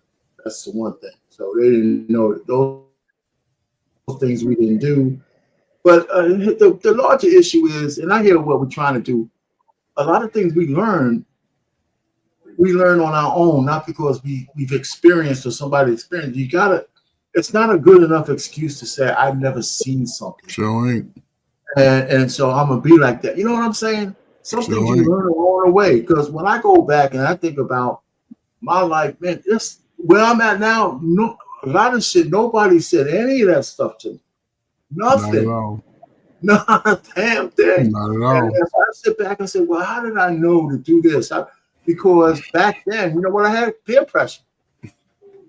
Back when I was young, we were all told we were going to go to high school and we're going to apply for college. Yeah. Nobody told us how to do that, but that's what everybody was, everybody didn't go, but that's what's the flow. Summers, you were going to try to find a job. Once you were 14, you get your working permit. And so peer pressure of other people just doing it, that's how we were living.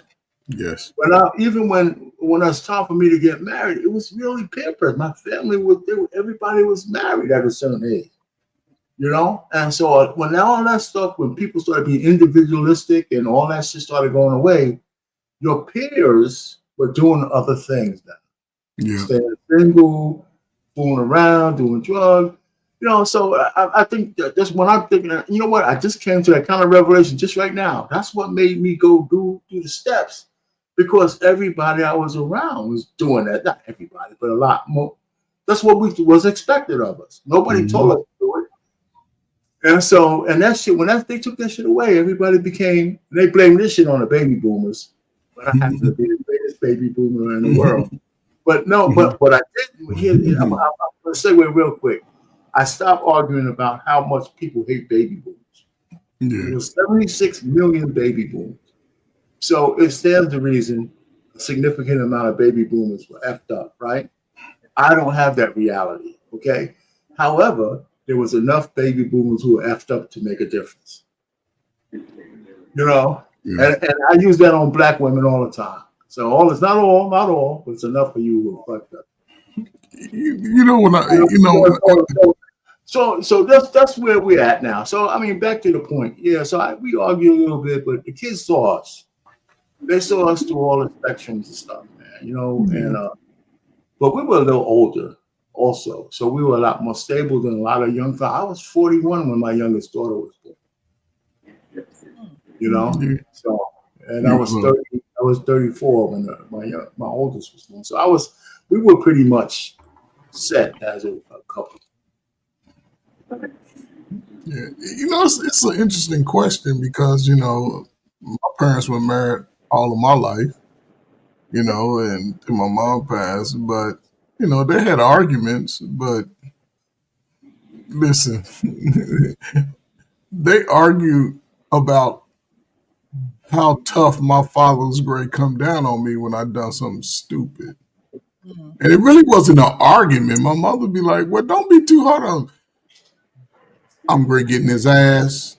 Y'all get the hell out. He would tell everybody in my family, y'all get the hell on out of my face because I'm going to get in his ass. And other than that, they had regular conversations. My mother has 6 sisters, all of them were married to death. And our house was pretty vibe. When my father was around, everything was cool. It was like your church whisper in a sense. And, but it was silly acting. I could come through and again, it wasn't like all this. It was I had a great childhood. I would not lie. But my mother and father got along. They had conversations about real shit. Okay, we got to get them some school clothes. And it was more about me because what the hell he been doing in school? My father was the one that was going to give me the discipline and the instruction to get shit done. I can pull stuff off on my mama, but my father like, man, hell no. Get it done. Make it happen. And they just worked it out. You know what I'm saying? This whole new salute to the crack era, man, because everybody, people argue. I couldn't take seeing or not seeing my parent. And our parent said something very unique. When I was young, when I was 14, 15, our parent, everything we did was without adults. We had dances without adults. We signed up for jobs without adults. We filled out the application. Mamas didn't do shit but maybe give you your first little $1 or $2 to catch the bus to get there. I dropped you off. That was it. You wasn't around your parents and watching them. Oh, they argue. Oh, my parents didn't argue. I don't know how they were doing in a relationship. Those are excuses. Those are excuses because not everybody's coming from those type of environments where they coming from arguing people. So just because you came from that toxic shit don't mean I'm gonna be arguing with you. I never argue with, like, me and my wife, we have disagreements and shit, but by the end of the night, guess what we doing? We cuddled up and shit, and you know what I'm saying? I'm like, looking like, what was our argument? Well, I want to go left, you went right. Oh, okay, then cool. I'm sorry for going right. and it's sort of like, it's like, but to be like, I didn't have an example, hell. I didn't have an example to do the job that I did, but I learned how to do it. My father taught me how to cut the grass by starting the lawnmower up. That was it. Wasn't no pushing, no nothing, no more. I didn't see my parents do no labor from the time I was 14 to the time I left the house. No labor. My mama cooked. She ain't clean. She ain't wash clothes. She ain't do shit. She ain't show nobody how to wash clothes. That was it. Read that shit. And you learn how to do it. Today, people make excuses for their shortcomings. And I don't think I don't know. It's hard for me to answer these questions because, damn, we was independent. We was latchkey kids. Figure that shit out. A relationship. Case example, I'm going to shut up. Me and my first wife, I'm just using it as an example. Me and my first wife argue. I never seen nobody how to argue. I never seen people work it out. They argued all the time. So I meet you. You don't argue. Do I have to be arguing with you because that's my past experience? Or do I just learn from it like, you know what? It's not helping. Because when people argue a lot, look at how they come out of it. It's traumatizing. You know how much pressure it takes to be arguing every day about some dumb shit? That's dumb shit. That shit got to be draining. I just got off work. You just got off work. What we arguing about? No. It to me, it comes down to the individual. People are too modern. And we make excuses for the lack thereof. So, I don't know, man. It's fucked up. It's fucked up. Frank, you want to go? individual. Yeah. Oh, I was gonna say, I thought Frank, but what I was gonna say is, from what the clip said, as far as he didn't know how to do it, and I agree with these gentlemen, Coach and Payne. It also boils down to how you communicate. You know what I mean? Like at the end of the day, when your wife or your girlfriend is unhappy, you can sense it. Everybody can sense it to a certain degree. Nobody's really truly blindsided. You might not know how bad it is, but you definitely know something's wrong. And I think that this generation doesn't communicate well at all. And I think that that's what Ms. Precious was talking about, where with therapy and stuff like that, sometimes that could unlock it. I've never been to therapy, but I've heard, people going to it, and sometimes it unlock things that makes you act better and stuff like that. But what the brother was talking about leads me to believe that all the relationships he had, or all the relationships his homeboys had, I don't know if they're communicating or whatever, but he is basing his relationship on theirs instead of just communicating with his woman. You know what I mean? Because obviously something was going on, and he never thought to even ask about it. Now, what Coach Payne, with Payne and what Coach was talking about is when we were growing up, like I'll piggyback off of that. Like my parents didn't stay together. Sometimes I saw them argue, sometimes I didn't, but they didn't stay together. So obviously, whatever I saw, it didn't work, right? But I think that the more that you have friendships, even the more that you have people you care about throughout your life, who you know how to communicate when they get on your nerves, that's what sets you up better for relationships when you get in the future after high school and so on and so forth. So I just think that the brother that was on the video today, he never learned how to communicate. And I think that this day and age with social media and stuff like that, to where communication, like one-on-one, whether it be on the phone or in person, people like to communicate through keyboards now. And it's a lot easier to communicate through keyboards until you have to actually see the person a lot, like your girlfriend or your wife, and then you don't know what to do when things go awry a little bit. I think our generation is a little more tougher when it comes to that. You know what I mean? Like, it's to the point where you might have to yell at your homeboy for a minute. You might have to go through those breakups with your girlfriend, and then y'all talk again until 12 o'clock at night, and then y'all get back together. See, this generation don't know about that. Once they do it, it's like, it's over. I'm not messing with you no more. You do one wrong thing to me, it's a wrap.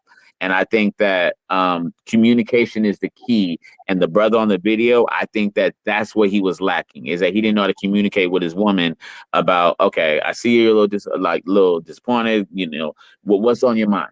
And women will be, once you give them that platform, they'll tell you. They'll let you know, I don't think you appreciate me, or, you've been coming home work too late, or just whatever the case is. And then you'll have dialogue, comes a solution, and you keep it moving. This generation really doesn't know how to do that. And I think that's his tale was a prime example of that. Facts. I bet I was tearing some popcorn up over here, but good conversation, man. I'm just sitting here watching everybody have a good conversation.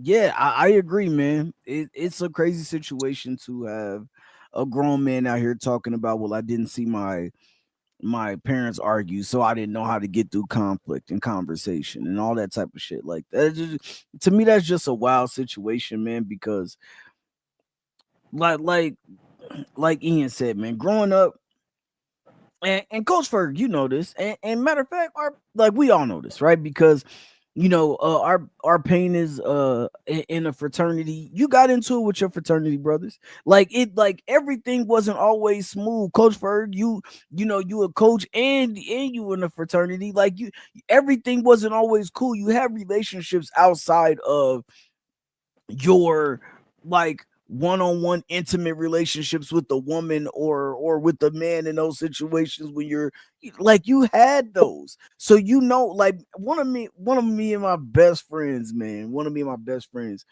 whenever we got into it, we would fight other people, but we just wouldn't fight each other. But we would walk down the street pushing each other, man. Literally pushing each other all the way to my grandma's house from the library, bruh. And we would just be like, yeah, what, man, swing, nah, you swing. Nah, but that was my partner, man. And so we wouldn't fight each other, but we would fight everybody else. It would just somebody else touch us, all right, what's up? You know what I'm saying? And it just was what it was. But even just that simple interaction taught self-control, because we could have literally went off and just started just wailing on each other. You know what I'm saying? Like, but to be mad at somebody, to be angry at somebody, and to get to the point to where you want to fight, but you even just stop yourself because I care about this person because this is my partner. You know what I'm saying? I don't want to cross that line because we might not ever be able to come back from that. And some people, with your friends, your partners, or whatever the case may be, sometimes you had to have that crash out moment. Sometimes you had to get, to get to square up one time. And then it was like, yo, man, well, what the fuck was we fighting for? You know what I'm saying? But you have relationships out. My grandma, I don't think I ever really seen my grandma and my pawpaw fight. When I was younger, before I moved with my grandma, my step pops, he just said what it was. My mom just was like, all right, cool. Like, it never was a situation where I really even seen my step pops, fight with my moms. But you still have to learn how to navigate relationships outside of your home. You know what I'm saying? And so those are the things that also help to set you up for relationships.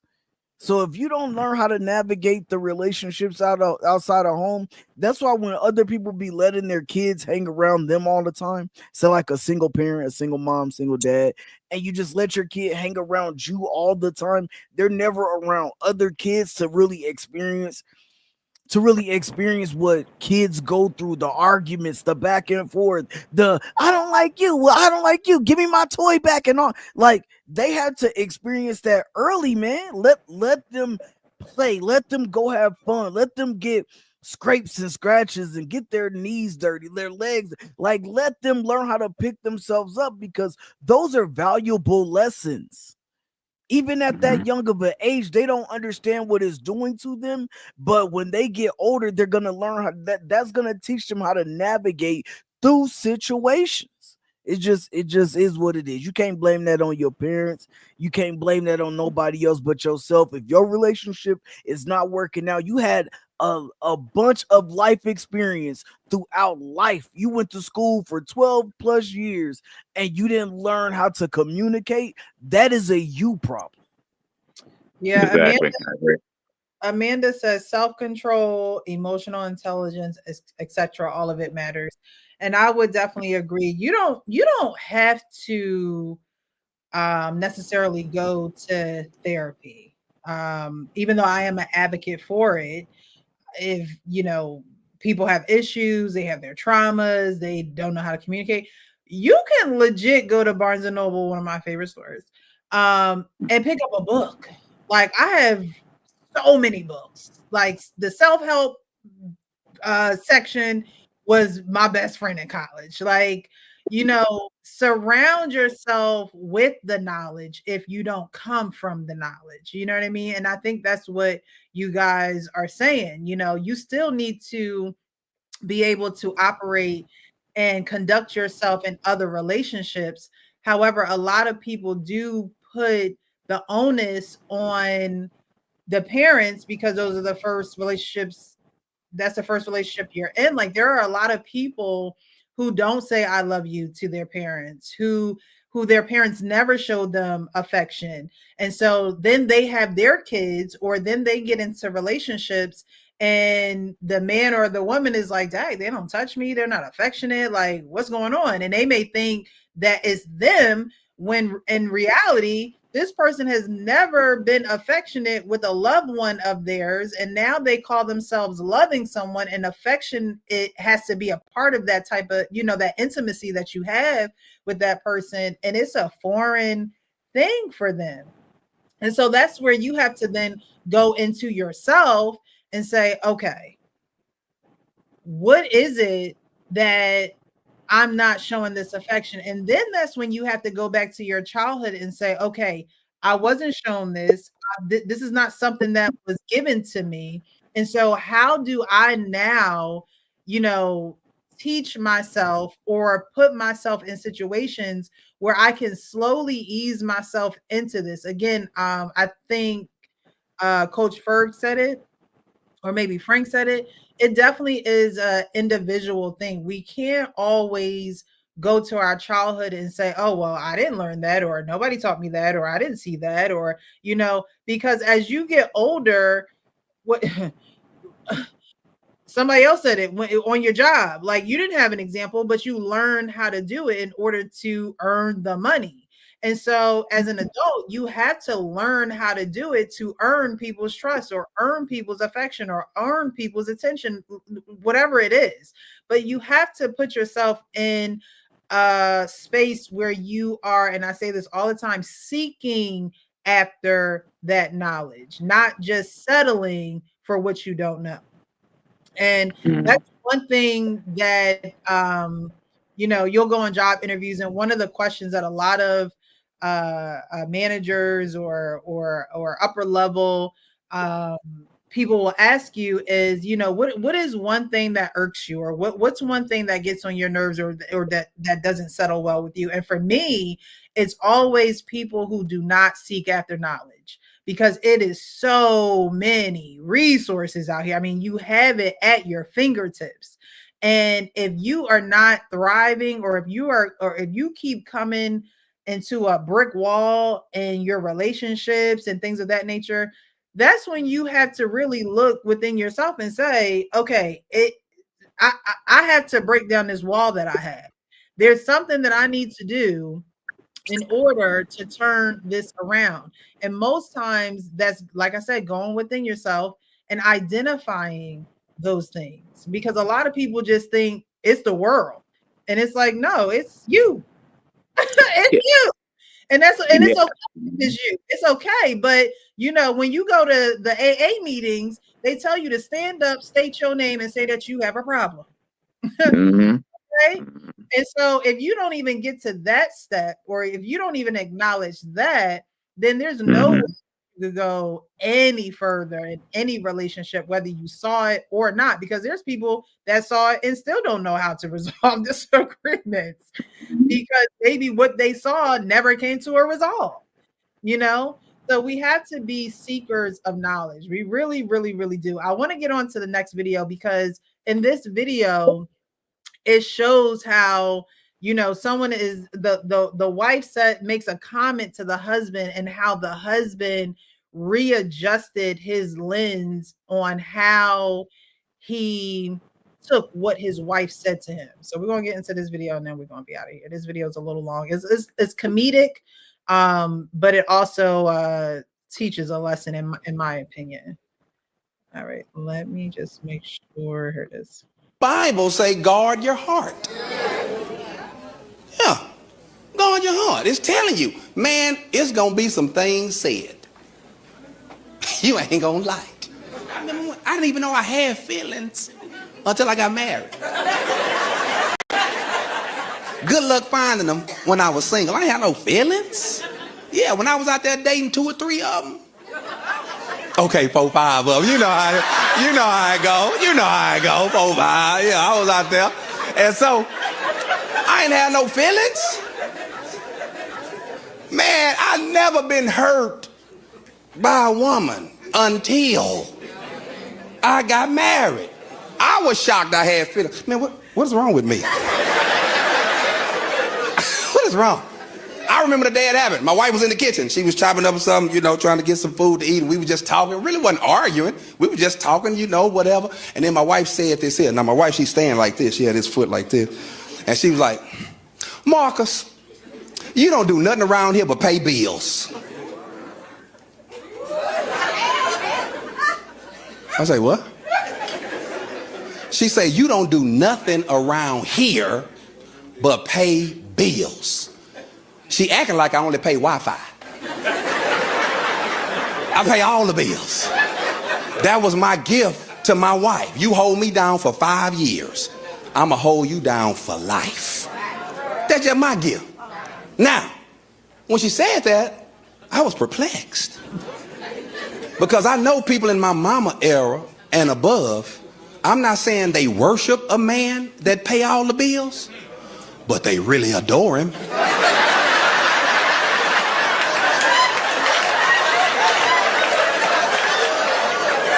They really admire him. Oh, but this new girl, boy, you don't do nothing around here but pay the bills. And I ain't gonna lie, y'all, that hurt me because all I ever wanted to do was free my wife up. She didn't have to worry about no money. And I found out that what I really wanted to do for her didn't mean much. So that stuck with me for about a couple of years. But I found out what she meant in the pandemic. In the pandemic, you know, I wasn't working. You know, a lot of you churches had shut down on me. Churches had shut down on me. And so, you know, I wasn't working, so I was at home a lot. And though I wasn't working, she was still at work, right? She was still struggling with them kids, taking them to school, doing homework, all this type of stuff. Mommy, I'm sick. And I was like, you know, I ain't got nothing to do with that. Let me know we need to copay. I mean, you know, I don't know nothing, right? So one day, Erica was struggling with our daughter, Charlie. Struggling with her this morning. Charlie, be still. Charlie, stop. Quit. All that type of stuff. So I don't know if it was the spirit. I don't know. Something hit me.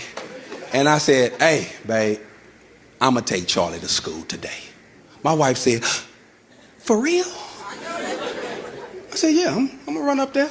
My wife said, okay, thank you, babe. So she got Charlie together. I put on my little stuff. Get Charlie put in the truck. The school just 3 minutes up the road. All right? 3 minutes up the road. We get to the school. But what's up with this drop-off line? Let me stop right here. What is this drop-off line about? I mean, why it take so long, dog? I want to tell Charlie, hey, get out the truck, look both ways, walk across the street. You'll be okay. I did it my whole life. Let's just walk across. It's a 3-minute drive to the school, but a 30-minute in the line. It's so dumb. But anyway, I take Charlie to school, drop off. I get back to the crib, open the door. Is that bacon? Were them eggs? Grits? The way he smelled grits, though, had me. Toast? I walked in, I said, babe, what's up? She's like, well, you know, I cooked a little breakfast, you know, for us. I said, sure. We ate. We sat on the couch, you know, catching up on our stories, Yellowstone, you know, yeah, Ozark, you know, we watching all the stuff, you know, all our little shows at that time, and we doing that, and then we just having a good little pandemic day. And then it got about 3:30, and my wife said, oh, I gotta go get Charlie. I said, no. I'll get her.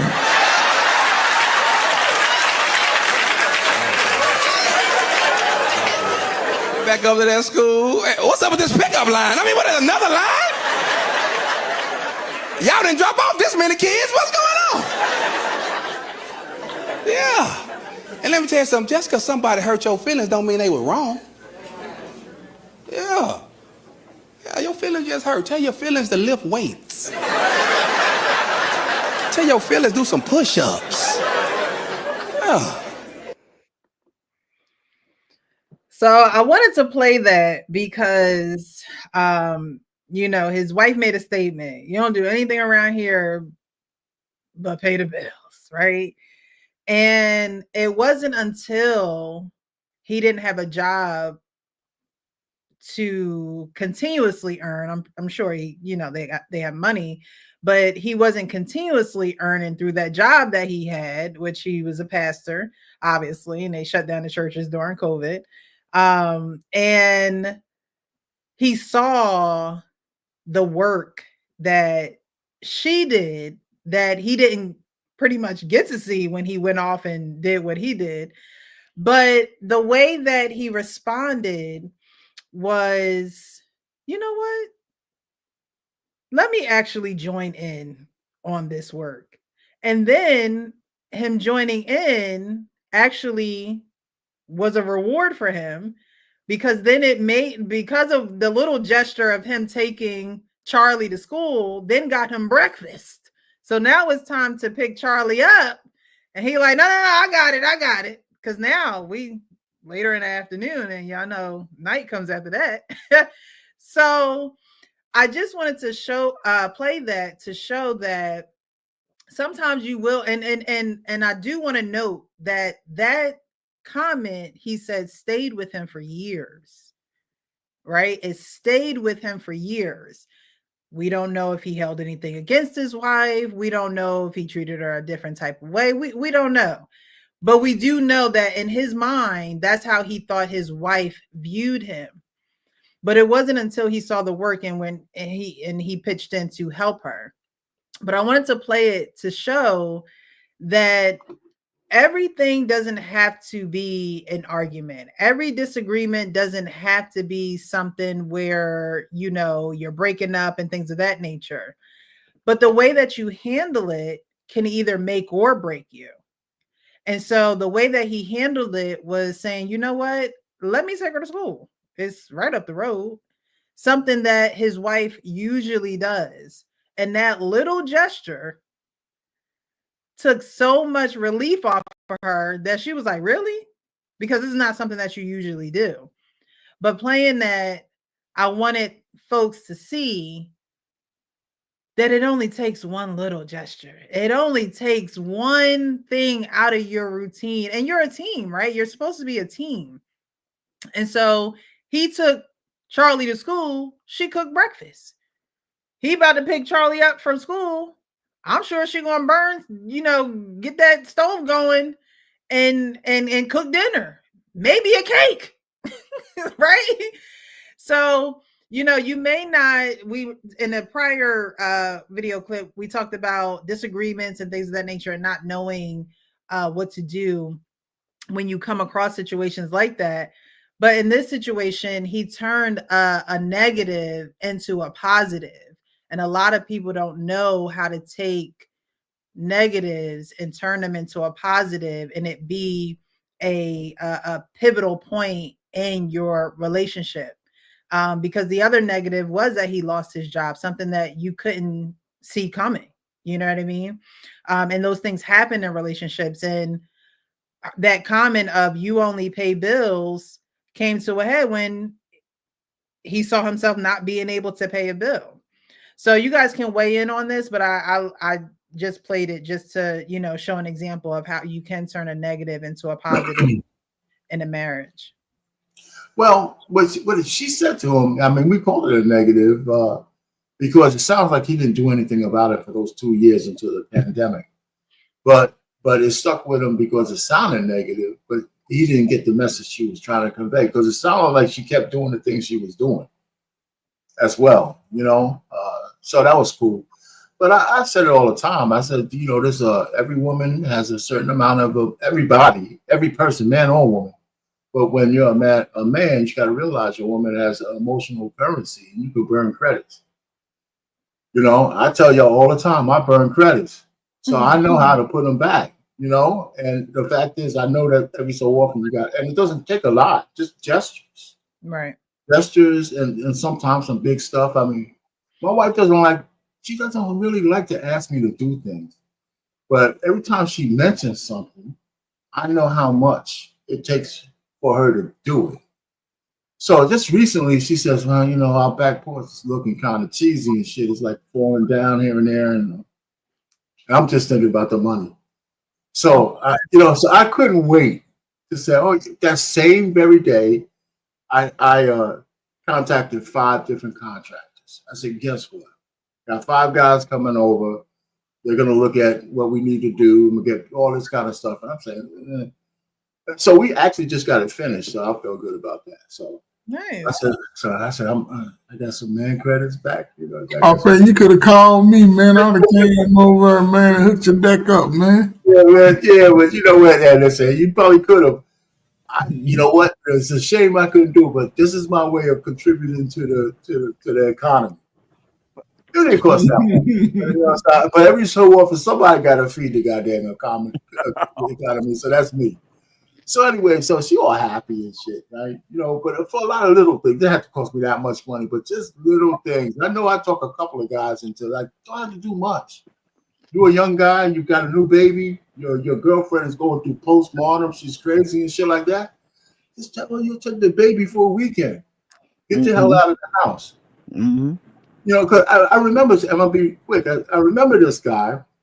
I don't know his name, but he was a young guy, white dude. I'm at the bar, you know, in my lunch break from work. You know, I had my little seat, like chairs and shit. And so this guy comes in, he's talking about he's having trouble with his wife. Young, he must have been like 20s, early 20s. I said, well, you love this woman? He said, yeah. I said, well, you know, you want to stay married? He said, of course. I said, well, the baby's like 1 year old. She's having trouble. I said, well, why don't you just tell her, like, this weekend, go get your girls, go hang out. I got the kid. I said, once you do that, and she'll know that you'll want to step in, you don't have to do that shit every week. You just got to relieve. She just needs to know that you'll relieve her every so often. I said, you do that shit, man. You know, that's going to give you so much credit. Well, first of all, you're going to have such a great time with your kid, unbeknownst to you, because you haven't done it. You're going to want to do it more often. And she's going to be happy. And that's going to be, you know, you're going to get so much credit for that. You don't know what the hell. Right. Hey, look, and sometimes it don't even take a whole weekend. Sometimes it's just simple, you know. So it's just simply right. It's just simply taking the kid out of that. I'm gonna take the baby to the park. You know, you go ahead, relax. Don't do nothing around the house. Relax, chill, just enjoy yourself. Watch your show or go get your nails done. Go relax. Let me take care of the baby. You know, we gonna have us a little daddy-daughter date, or you know, we're gonna go to the gym, whatever. You just focus on you for these few hours and you just let that be that. We will see you when you get back. You know what I'm saying? Or and if you're still here when we get back, don't come downstairs. Because you know the baby gonna want you. I got the baby. You stay upstairs, you do your thing. I got the baby today. So sometimes that's right on, man. That's spot on right there, Arpain. Sometimes it's just a simple shit, you know, and it doesn't take it doesn't take a big old overarching gesture for you to do this. It just takes, she just needs to know that you got her back at some point in time. But you know what? Getting that porch out there though, my credit bill is long as you feel me. Credit. This is all the way up there. It's gonna take me maybe 2 or 3 weeks to burn that shit off, man.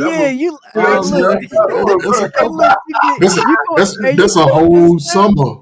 Every time you on that thing, like, oh yeah. Yo, you come upstairs, you ready to fall. Look, she ready to fall asleep with you in it. She don't care. She like, yo, you didn't gave me some time off today. Okay, bet I got you.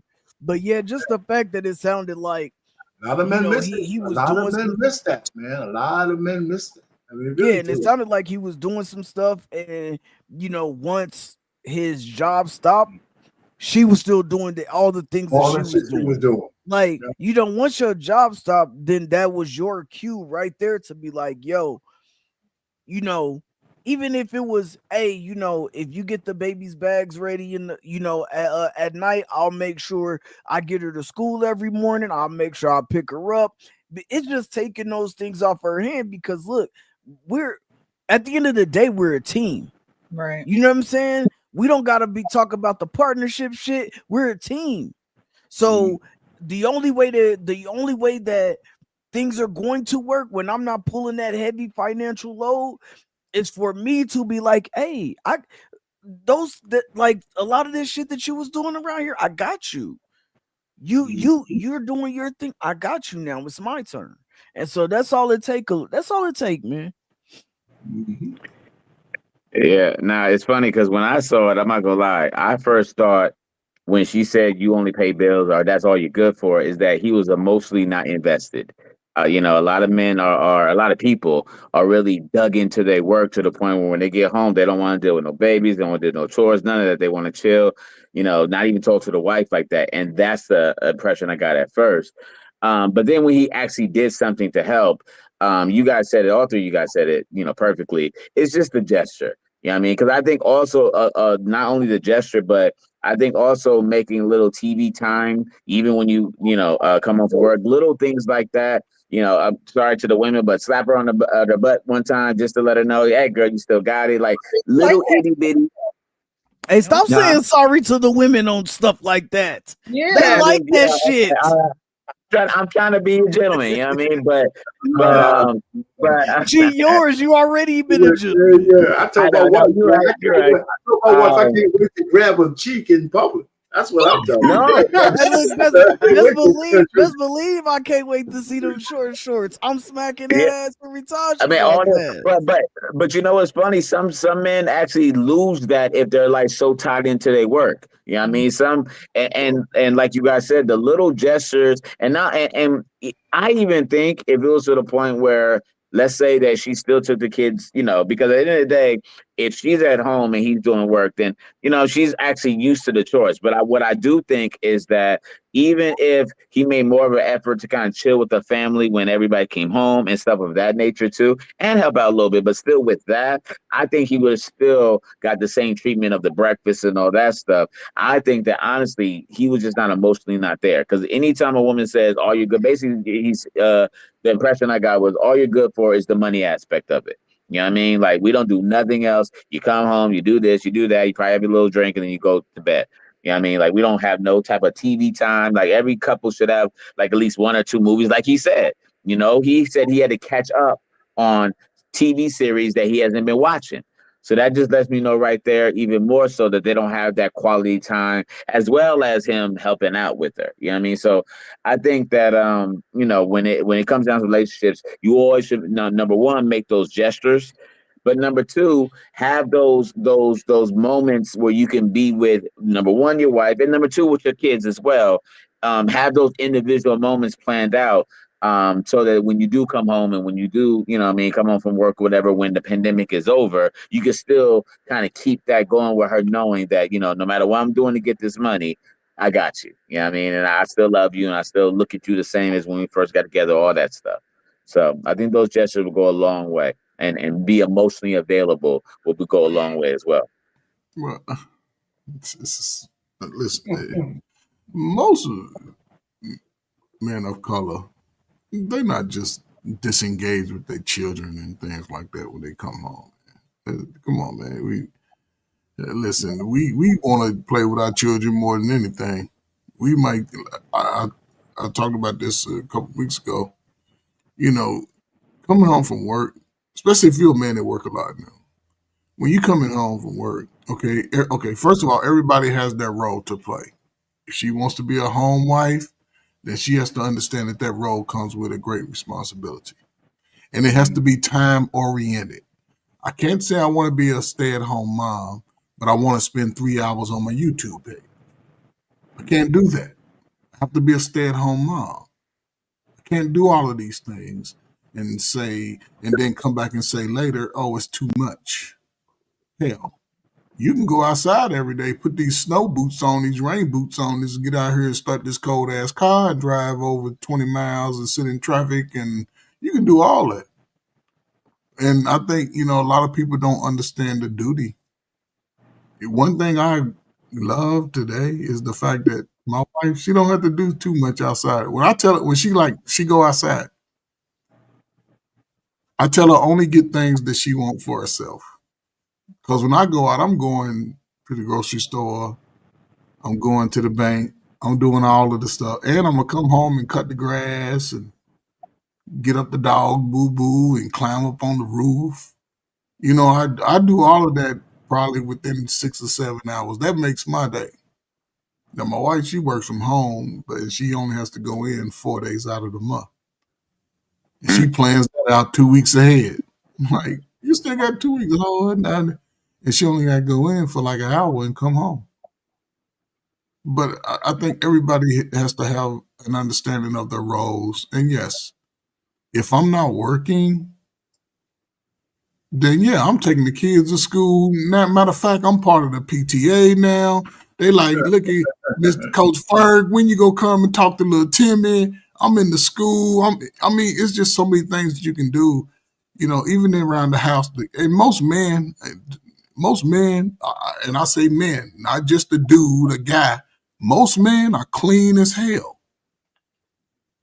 Dudes be tidy as hell. They like got shit lined up, facing the labels out, and but as a man though. Now I ain't talking about no boy, I ain't talking about nug with his tight ass jeans. I'm talking about a dude that got his shirt. Frank probably still got his shirts facing the same way.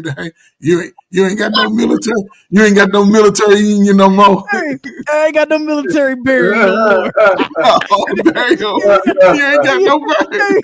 Hey, I'm not even gonna hold you. Listen though, that's why you gotta have somebody who match you. You feel me? That's why you gotta have somebody who is good at the things that you're not good at, man. I've never been a whole organized person, right? So like it's key for me to have a woman who is more organized than myself. But the other things that I love to be able to, if there's something that needs to be fixed, if I don't know how to fix it, I'm gonna try to learn how to fix it. If I can't learn how to fix it, I'm gonna pay for it to get fixed. Like I'm gonna do all of the other things that I gotta do. You know what I'm saying? If she's gonna be holding down she's gonna be the more organized person in the house. You know what I'm saying? It'll be my job to help her keep it organized. That's me right there. I've never been I hate doing laundry, bruh. So like sometimes I get the laundry, I put it, and I'm like, damn, I don't want to fold this right now. I don't want to. Next thing yeah, facts. So if I got a woman who is like, cool with that, and she's like, yo, like, you do it, I put it up, cool. Like, all right, cool. Like, I'm cool with that. So, you know what I'm saying? Like I said, teamwork, man. That shit make the dream work for real. Yes, sir. Hey, everybody, just let you guys know, I got to get up out of here. Got work tomorrow, but it's always a pleasure. Coach Ferg was nice to me today, so I feel good. He was good on me today. He was chill. Yeah. He shook his head at everything you said. I wasn't mean to you last time. I said you weren't. No, I said you weren't mean to me. You were good today. You know what I mean? Hey, but it's always a pleasure, Mr. Payne, Frank, Precious. Thank you guys, and hopefully I see you guys the next go around. You will. Have a great day. All right, take care, y'all. Sure. That's funny. All right, so we're gonna get into these final thoughts. I appreciate everyone who came on the platform tonight. It has been a good one. Thank you for the Cash App. I did receive a Cash App, so thank you so much for contributing to the platform. But we're gonna get into final thoughts, and then we're gonna get up out of here. It's time to go to bed. It's Thursday. You ain't got to work tomorrow. Look. Okay, I still have things to do amongst sleeping in. So we'll start with our Payne, go over to Coach Ferg, we'll end with Frank. I don't know. It's been a good week, so it's funny. I have a cousin of mine. She's just turned 50.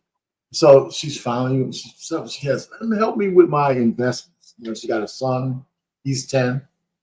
And I mean, the only thing I'm saying, well, nobody, like I said, nobody really talks to anybody, especially in a family, about finances, investing.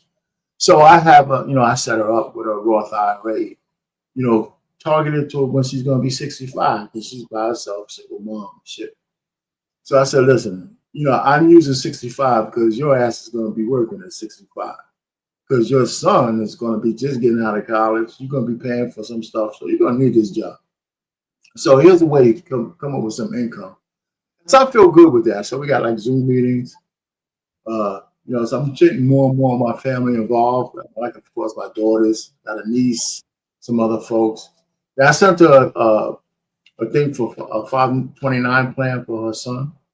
I said, it's 10 years. He's 10 years. We only got like 8 years. You ain't going to make enough money to save enough money to pay for college, but you'll get some seed money. I said, you're in, the state you live in probably has some programs. Look those shits up. See if they, you can get invested in some of those. And so I feel good doing that. So, it's been good, seeing my daughters doing their thing, my niece. Well, in fact, we're going to meet tomorrow. And so I'm trying to get some of the men to actually start looking at it.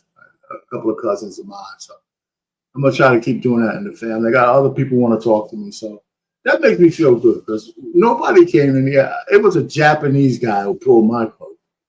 Oh. When I was like in my, early on, in my 20s. He was already making a lot of money.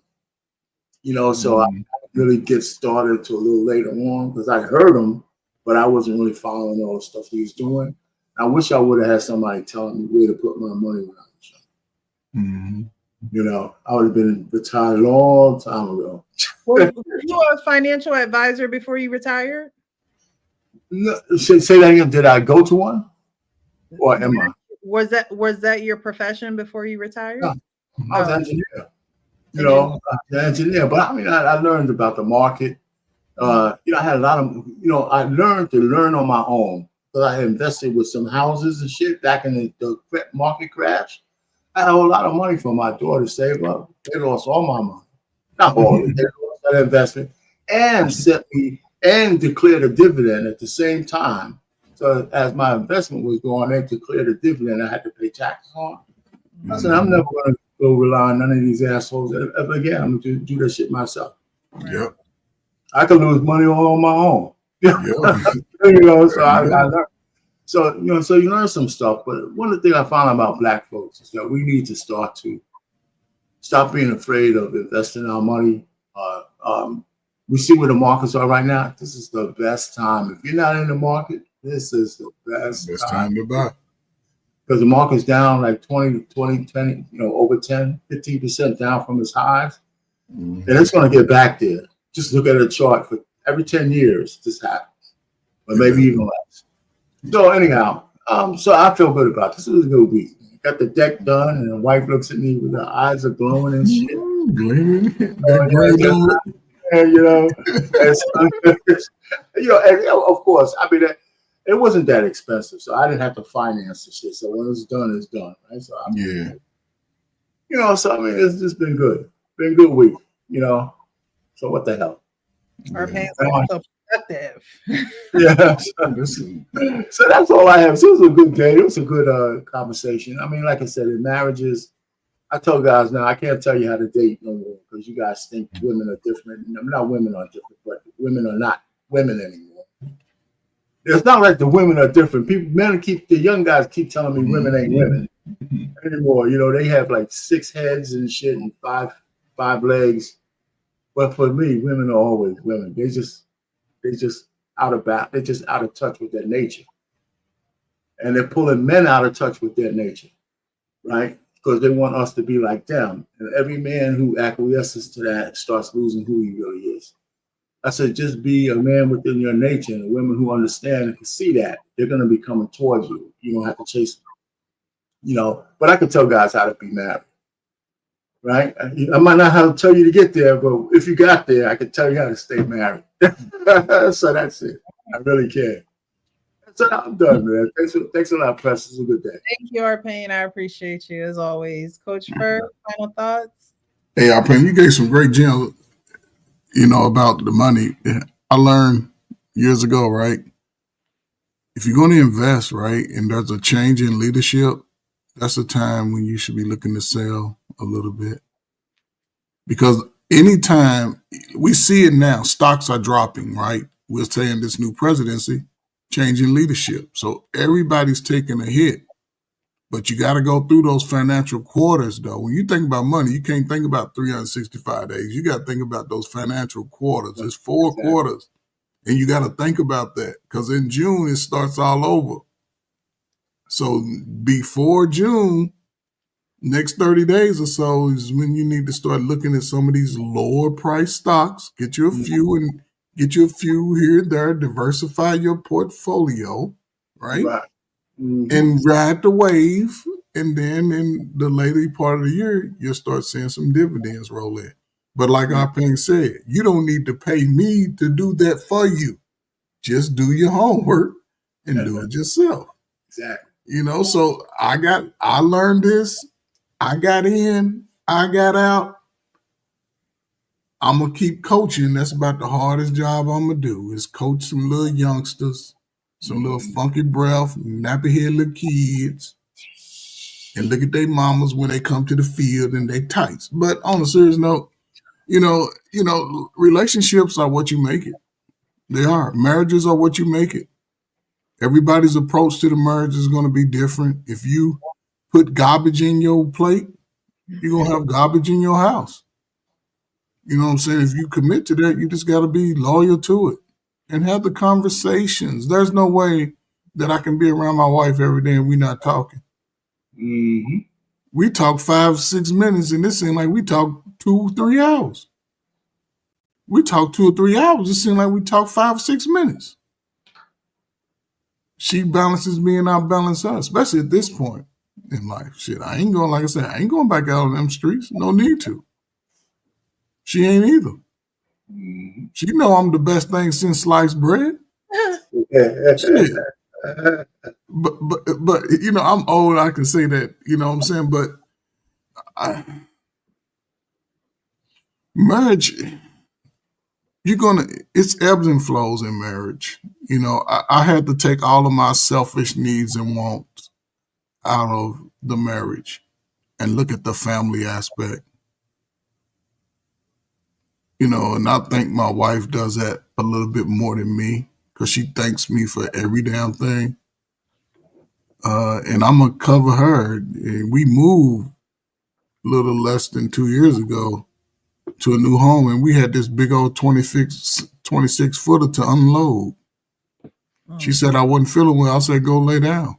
I unloaded the whole damn truck by myself. Even the things I needed 2 people, I figured out a way to get that shit off the truck. But, it takes teamwork. And that's what I appreciate about it. She does everything to make sure we have everything we need. Like I said, I wake up at 3 or 4 o'clock every day. She might peep in, see if I'm okay. But that's about it, Are you serious? I mean, what time you go to bed? Well, it all depends, man. 3, 4, 5. I watch my Sanford and Son and Good Times and Mike go on. I do. I literally wake up between 3 and 5 every day. 3 and 5 every day. That's crazy. And, but I do a lot within 3 or 4 hours when I wake up. I go to Home Depot 2 or 3 times a month. I just bought a 26-foot ladder so I can get up on top of my roof. And she loves when I come home with a new tool because she knows something gonna happen. Mm-hmm. And she likes to participate. Well, she likes to get in the way, and she'll tighten up a bolt. But what I'm saying is because we work together, and not every marriage is going to be the same. You could have never told me I would have been married before I met my wife. I was having too much fun. I'm serious. I was having too much fun. But she told me, when you're ready to grow up a little bit, come check me out. And we went on a trip. To Atlanta. 4 days. She said, if we can survive this, we can survive anything. We ain't been separated since. Not at all. So, I think everybody, is not, you have to have an open mind if you're going to get married. You have to. Things are going to change. Your living situation, you're sharing somebody sharing your space. Somebody's talking to you while you're trying to do the number 2. You know what I'm saying? There's a whole lot of things you have to change. Your phone openness, I can go to sleep good at night but listen, I'll say this. That part is off limits. It could be probably the greatest thing you ever do. Number 2, that shit's off limits. I'm just saying though, but marriage can be one of the greatest things you ever do. Yeah. That's no, I'm gonna shut up. I never see my wife on the toilet. Oh well, shit. Okay, then. Listen, like I said, I don't want to. Like I say, marriage is different for everybody. You know what I'm saying? Listen, I cut my wife's toenails. I could do that. I sit up there. I got my little kid, and she looks for me to do it. Yeah. She would not go get the. A little, you could go somewhere. She does. You got your woman's foot in your hand. That's just the beginning of all kinds of pleasure going on there. That's and I'm that type of guy. I need to be touched. I need to be my head rubbed, my shoulders rubbed. I need touch. I need conversation. I need a good meal. Those are things I always wanted. And if somebody wasn't going to do it, I wasn't going to argue with them to do it. You just wasn't for me. And I can cut you off quickly. Quick. And move on. But, salute to everybody, man, who tried, man. Frank gonna get married one day. Precious, listen, you keep wearing your hair down like that, man, please, man. I'm gonna find somebody for your ass. You don't want to be married. Come on, man. Yeah, you don't want to be playing. You don't want to playing. Precious playing. She got like a laundry list of list. Like only Why do you have to have a laundry list? I don't have a laundry list of people. Come on, Precious. And you know what? It's funny because I have a friend and they always say, men assume a lot of things about you, whether you realize it or not. But men assume a lot of things about you, which is horrible because just ask me. No, yeah, okay. The guy who's brave enough to ask you is gonna ask you. And that maybe that's a chit in his bag if he's brave enough to ask. What I'm just trying to say is Aquarius. You're probably one of the only women who can say I'm not married because I don't want to be, and I believe. Well, I do want to be married, so that's not the case. Yeah, sure, okay. You just haven't done. Yeah, okay. You probably got like 1,000 proposals. You got like a whole drawer full of rings in there somewhere. Like that's nope. So precious. I keep myself busy until somebody's worth my time. Okay. See, you don't want to. You go to what I pay say. I don't want to until someone is worth me spending time with them. Between January and May, we'll say May, right? This is May, right? How many people have tried to pull a number out of the hat? One. And he fell short. Huh? They picked the wrong number. He fell short? Because it's hard to climb that stairway to heaven. Before you fall off, that stairway to heaven. I'll be saying stairway to heaven presses you up here somewhere. I know we just mischaracterizing you, but it feels that way. Because where's the suitors at? Where's the men at? Where are the men? Look, like I said, I keep myself working. You working a lot. That's why. I work a lot. So I'm not. Poor excuse, Precious. Poor excuse. I'm not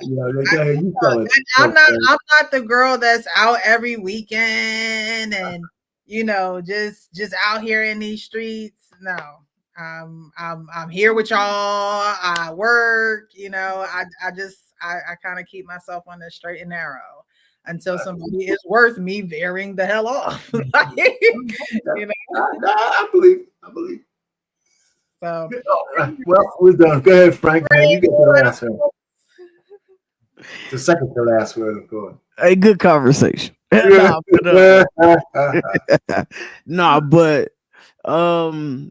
Yeah, great conversation tonight. Of course, as usual, we always have good conversations over here, good topics, and all that good stuff. If you have not liked, commented, and subscribed, then you need to make sure you do that to the channel, to the new channel. And besides that, of course, I'm not married yet, but what I'm saying, that hopefully that'll be on the on the way. But man, I just don't get stuck on what you didn't get. Don't get stuck on the things that you didn't see, man. You can write your own story. That's what you got to realize, that you can write your own story. I realized a long time ago, I know Precious had used this example earlier. I grew up with where my family just wasn't affectionate, man. And you know what I'm saying? You know that when you're in a relationship, you know, you're in a marriage, you're, you know, like the intimacy outside of the regular intimacy and having sex and all of that, the other things, you know, the texting and the calling, the, you know, all of those things, the, you know, the holding hands when you're together, you know, the, you know, pulling her to the inside and all these things that you could do to show her that that you want this woman, that you're still attracted to her, that you still are that she is still that the one for you, the one that has your heart, the one that like just all of these things, man. Because you didn't see them, you can't use that as an excuse when you get older, man. You just can't. You have to. It's just like in the military, you got to adapt and overcome. I believe somebody used the same thing when they said when you go to work, it's a lot of shit. Every new position that you get, there's going to be things that you did not do at your old position. But you gotta learn the shit. Like, you have to learn it, so you gotta figure it out. So we can't use the excuse, oh well, my mama and my dad didn't argue, so I don't know how to communicate through argument. No, you have life experience. Life experience give you life skills. Like, people need to recognize that, man. You recognize that. You play sports, you were in groups, you went to school every day, like you talk to people, so you learn how to communicate. Like, you learn how to communicate. Now, the way that you communicate on a daily basis is on you. And it's on you to adjust. If that woman say, I don't like being talked to like that, it's on you to adjust. You can't talk to her like she your partners. You can't. So, man, listen, like Coach Ferg said, your relationship, you got to understand that you already know that your relationship going to have ebbs and flows, have ups and downs, hard times, bad times, good times, all of that. You just got to be prepared for it. And you got to be prepared to work through it if that is the goal. You feel me? But y'all already know what it is, man. I appreciate, all of y'all, and always appreciate the conversation. And I gotta poke fun at our pain real quick. Those first 100 days feel like 100 years. I want y'all to know that it feel like 100 years out here. You know what I'm saying? Best 100 days in my whole life in the president. Hell no. Fantastic. Hell no. I know. All I know is somebody said. And they ran on the economy, and all I know, the economy's fine. Hell no. The economy's just fine. That ain't what economists say. That's what our pay. Because you listening to the wrong news. No, even Fox News said that this was that he has the lowest polls in the modern day, all the way back to 70 years. He has the worst polling in the world right now. I just want you to know that even Fox News, your news said that. But anyway, I listen to all the news. I listen to all of this. The first 100 days, this guy has done more as president than anybody. So, this is my final words. This is my final. Don't try to. You put my name in it. Goddamn it! You can't attack a person on your final word. This is my final word. It's cool, man. It's cool. No, I'm just messing. Attack somebody on your final word. Nah, it's all. It's not fair. It's not fair. Anyway, I gotta talk shit. I gotta talk shit. Man. We're gonna have to do a political show or what? We got to, man. All right, but I can straighten it out. Hey, man, good final words anyway. It's on you, Miss Again, I appreciate you. Thank you so much for rocking out with me. We should be back again next Wednesday or Thursday. I'll keep you guys updated. today, May 1st, is actually my mother's birthday. So later on in the day, we will be celebrating her, and I'm looking forward to it. So thank you guys again. It's been a great show. The ugly truth about marriage is that everyone's is different, and it's catered to the individuals that are in the actual relationship. And you got to seek that knowledge in order to get past those hurdles. And it's a team effort. And so, where one lacks, the other one picks up, and vice versa. I believe that two are better than one. And so if that is the case, then we do need to learn how to work together, get along, as well as be able to have conflict resolution. And it's not going to be easy at first. A lot of people, I think, when we hear you guys talk, Coach Ferg, you are in your second marriage. So there are a lot of things that you have learned from your first one, and you've also have had a break and have had that time. It's almost like, to me, it's like college. Like, I feel like everybody should go to college because you get certain experiences in college that you just don't get if you don't go, because you learn so much while you're there. You learn so much about yourself. You learn a lot about other people. You just learn about the world, period, because you're just out on your own. And you got that experience, and then you met somebody, and boom, you just knew, like, she's the one. I can't live without her. We done spent this time together, and we haven't been apart since. Our pain, you've been married since 87. And, so when you guys talk, because you're not newlyweds, right? You've been in the game for a little bit. Everything seems like peaches and cream. Like, everything is just like, oh, we good. We don't have, we may argue, or we may have our, but there are people who are just beginning, at the beginning. There are people who haven't entered because of fear. There are people who haven't entered because of the lack of seeking knowledge and the lack of just wanting to be better, that self-awareness. Again, when you go to an AA meeting, they tell you to state your name and that you have a problem. And that's the first step that a lot of people don't even like acknowledging. That step, getting to that, the first step is saying, you know what, I got a problem. I have an issue. I need to figure out what's going on. And if you don't want to invest in yourself, why do you think that somebody else will?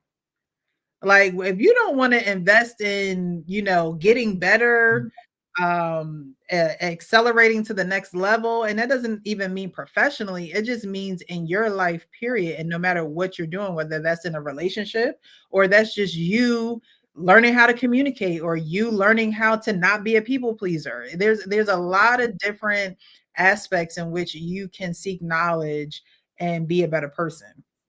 And that will help you, gathering all those things into your toolbox will help you when you do get into a relationship and you're trying to work with somebody and you're trying to sustain it and make it last. So I appreciate you guys this evening. This has been a great conversation. I appreciate those who have joined. Thank you guys for linking your channel so others can watch. If you guys haven't already, definitely follow the gentlemen that are on the panel. They all have their own platforms.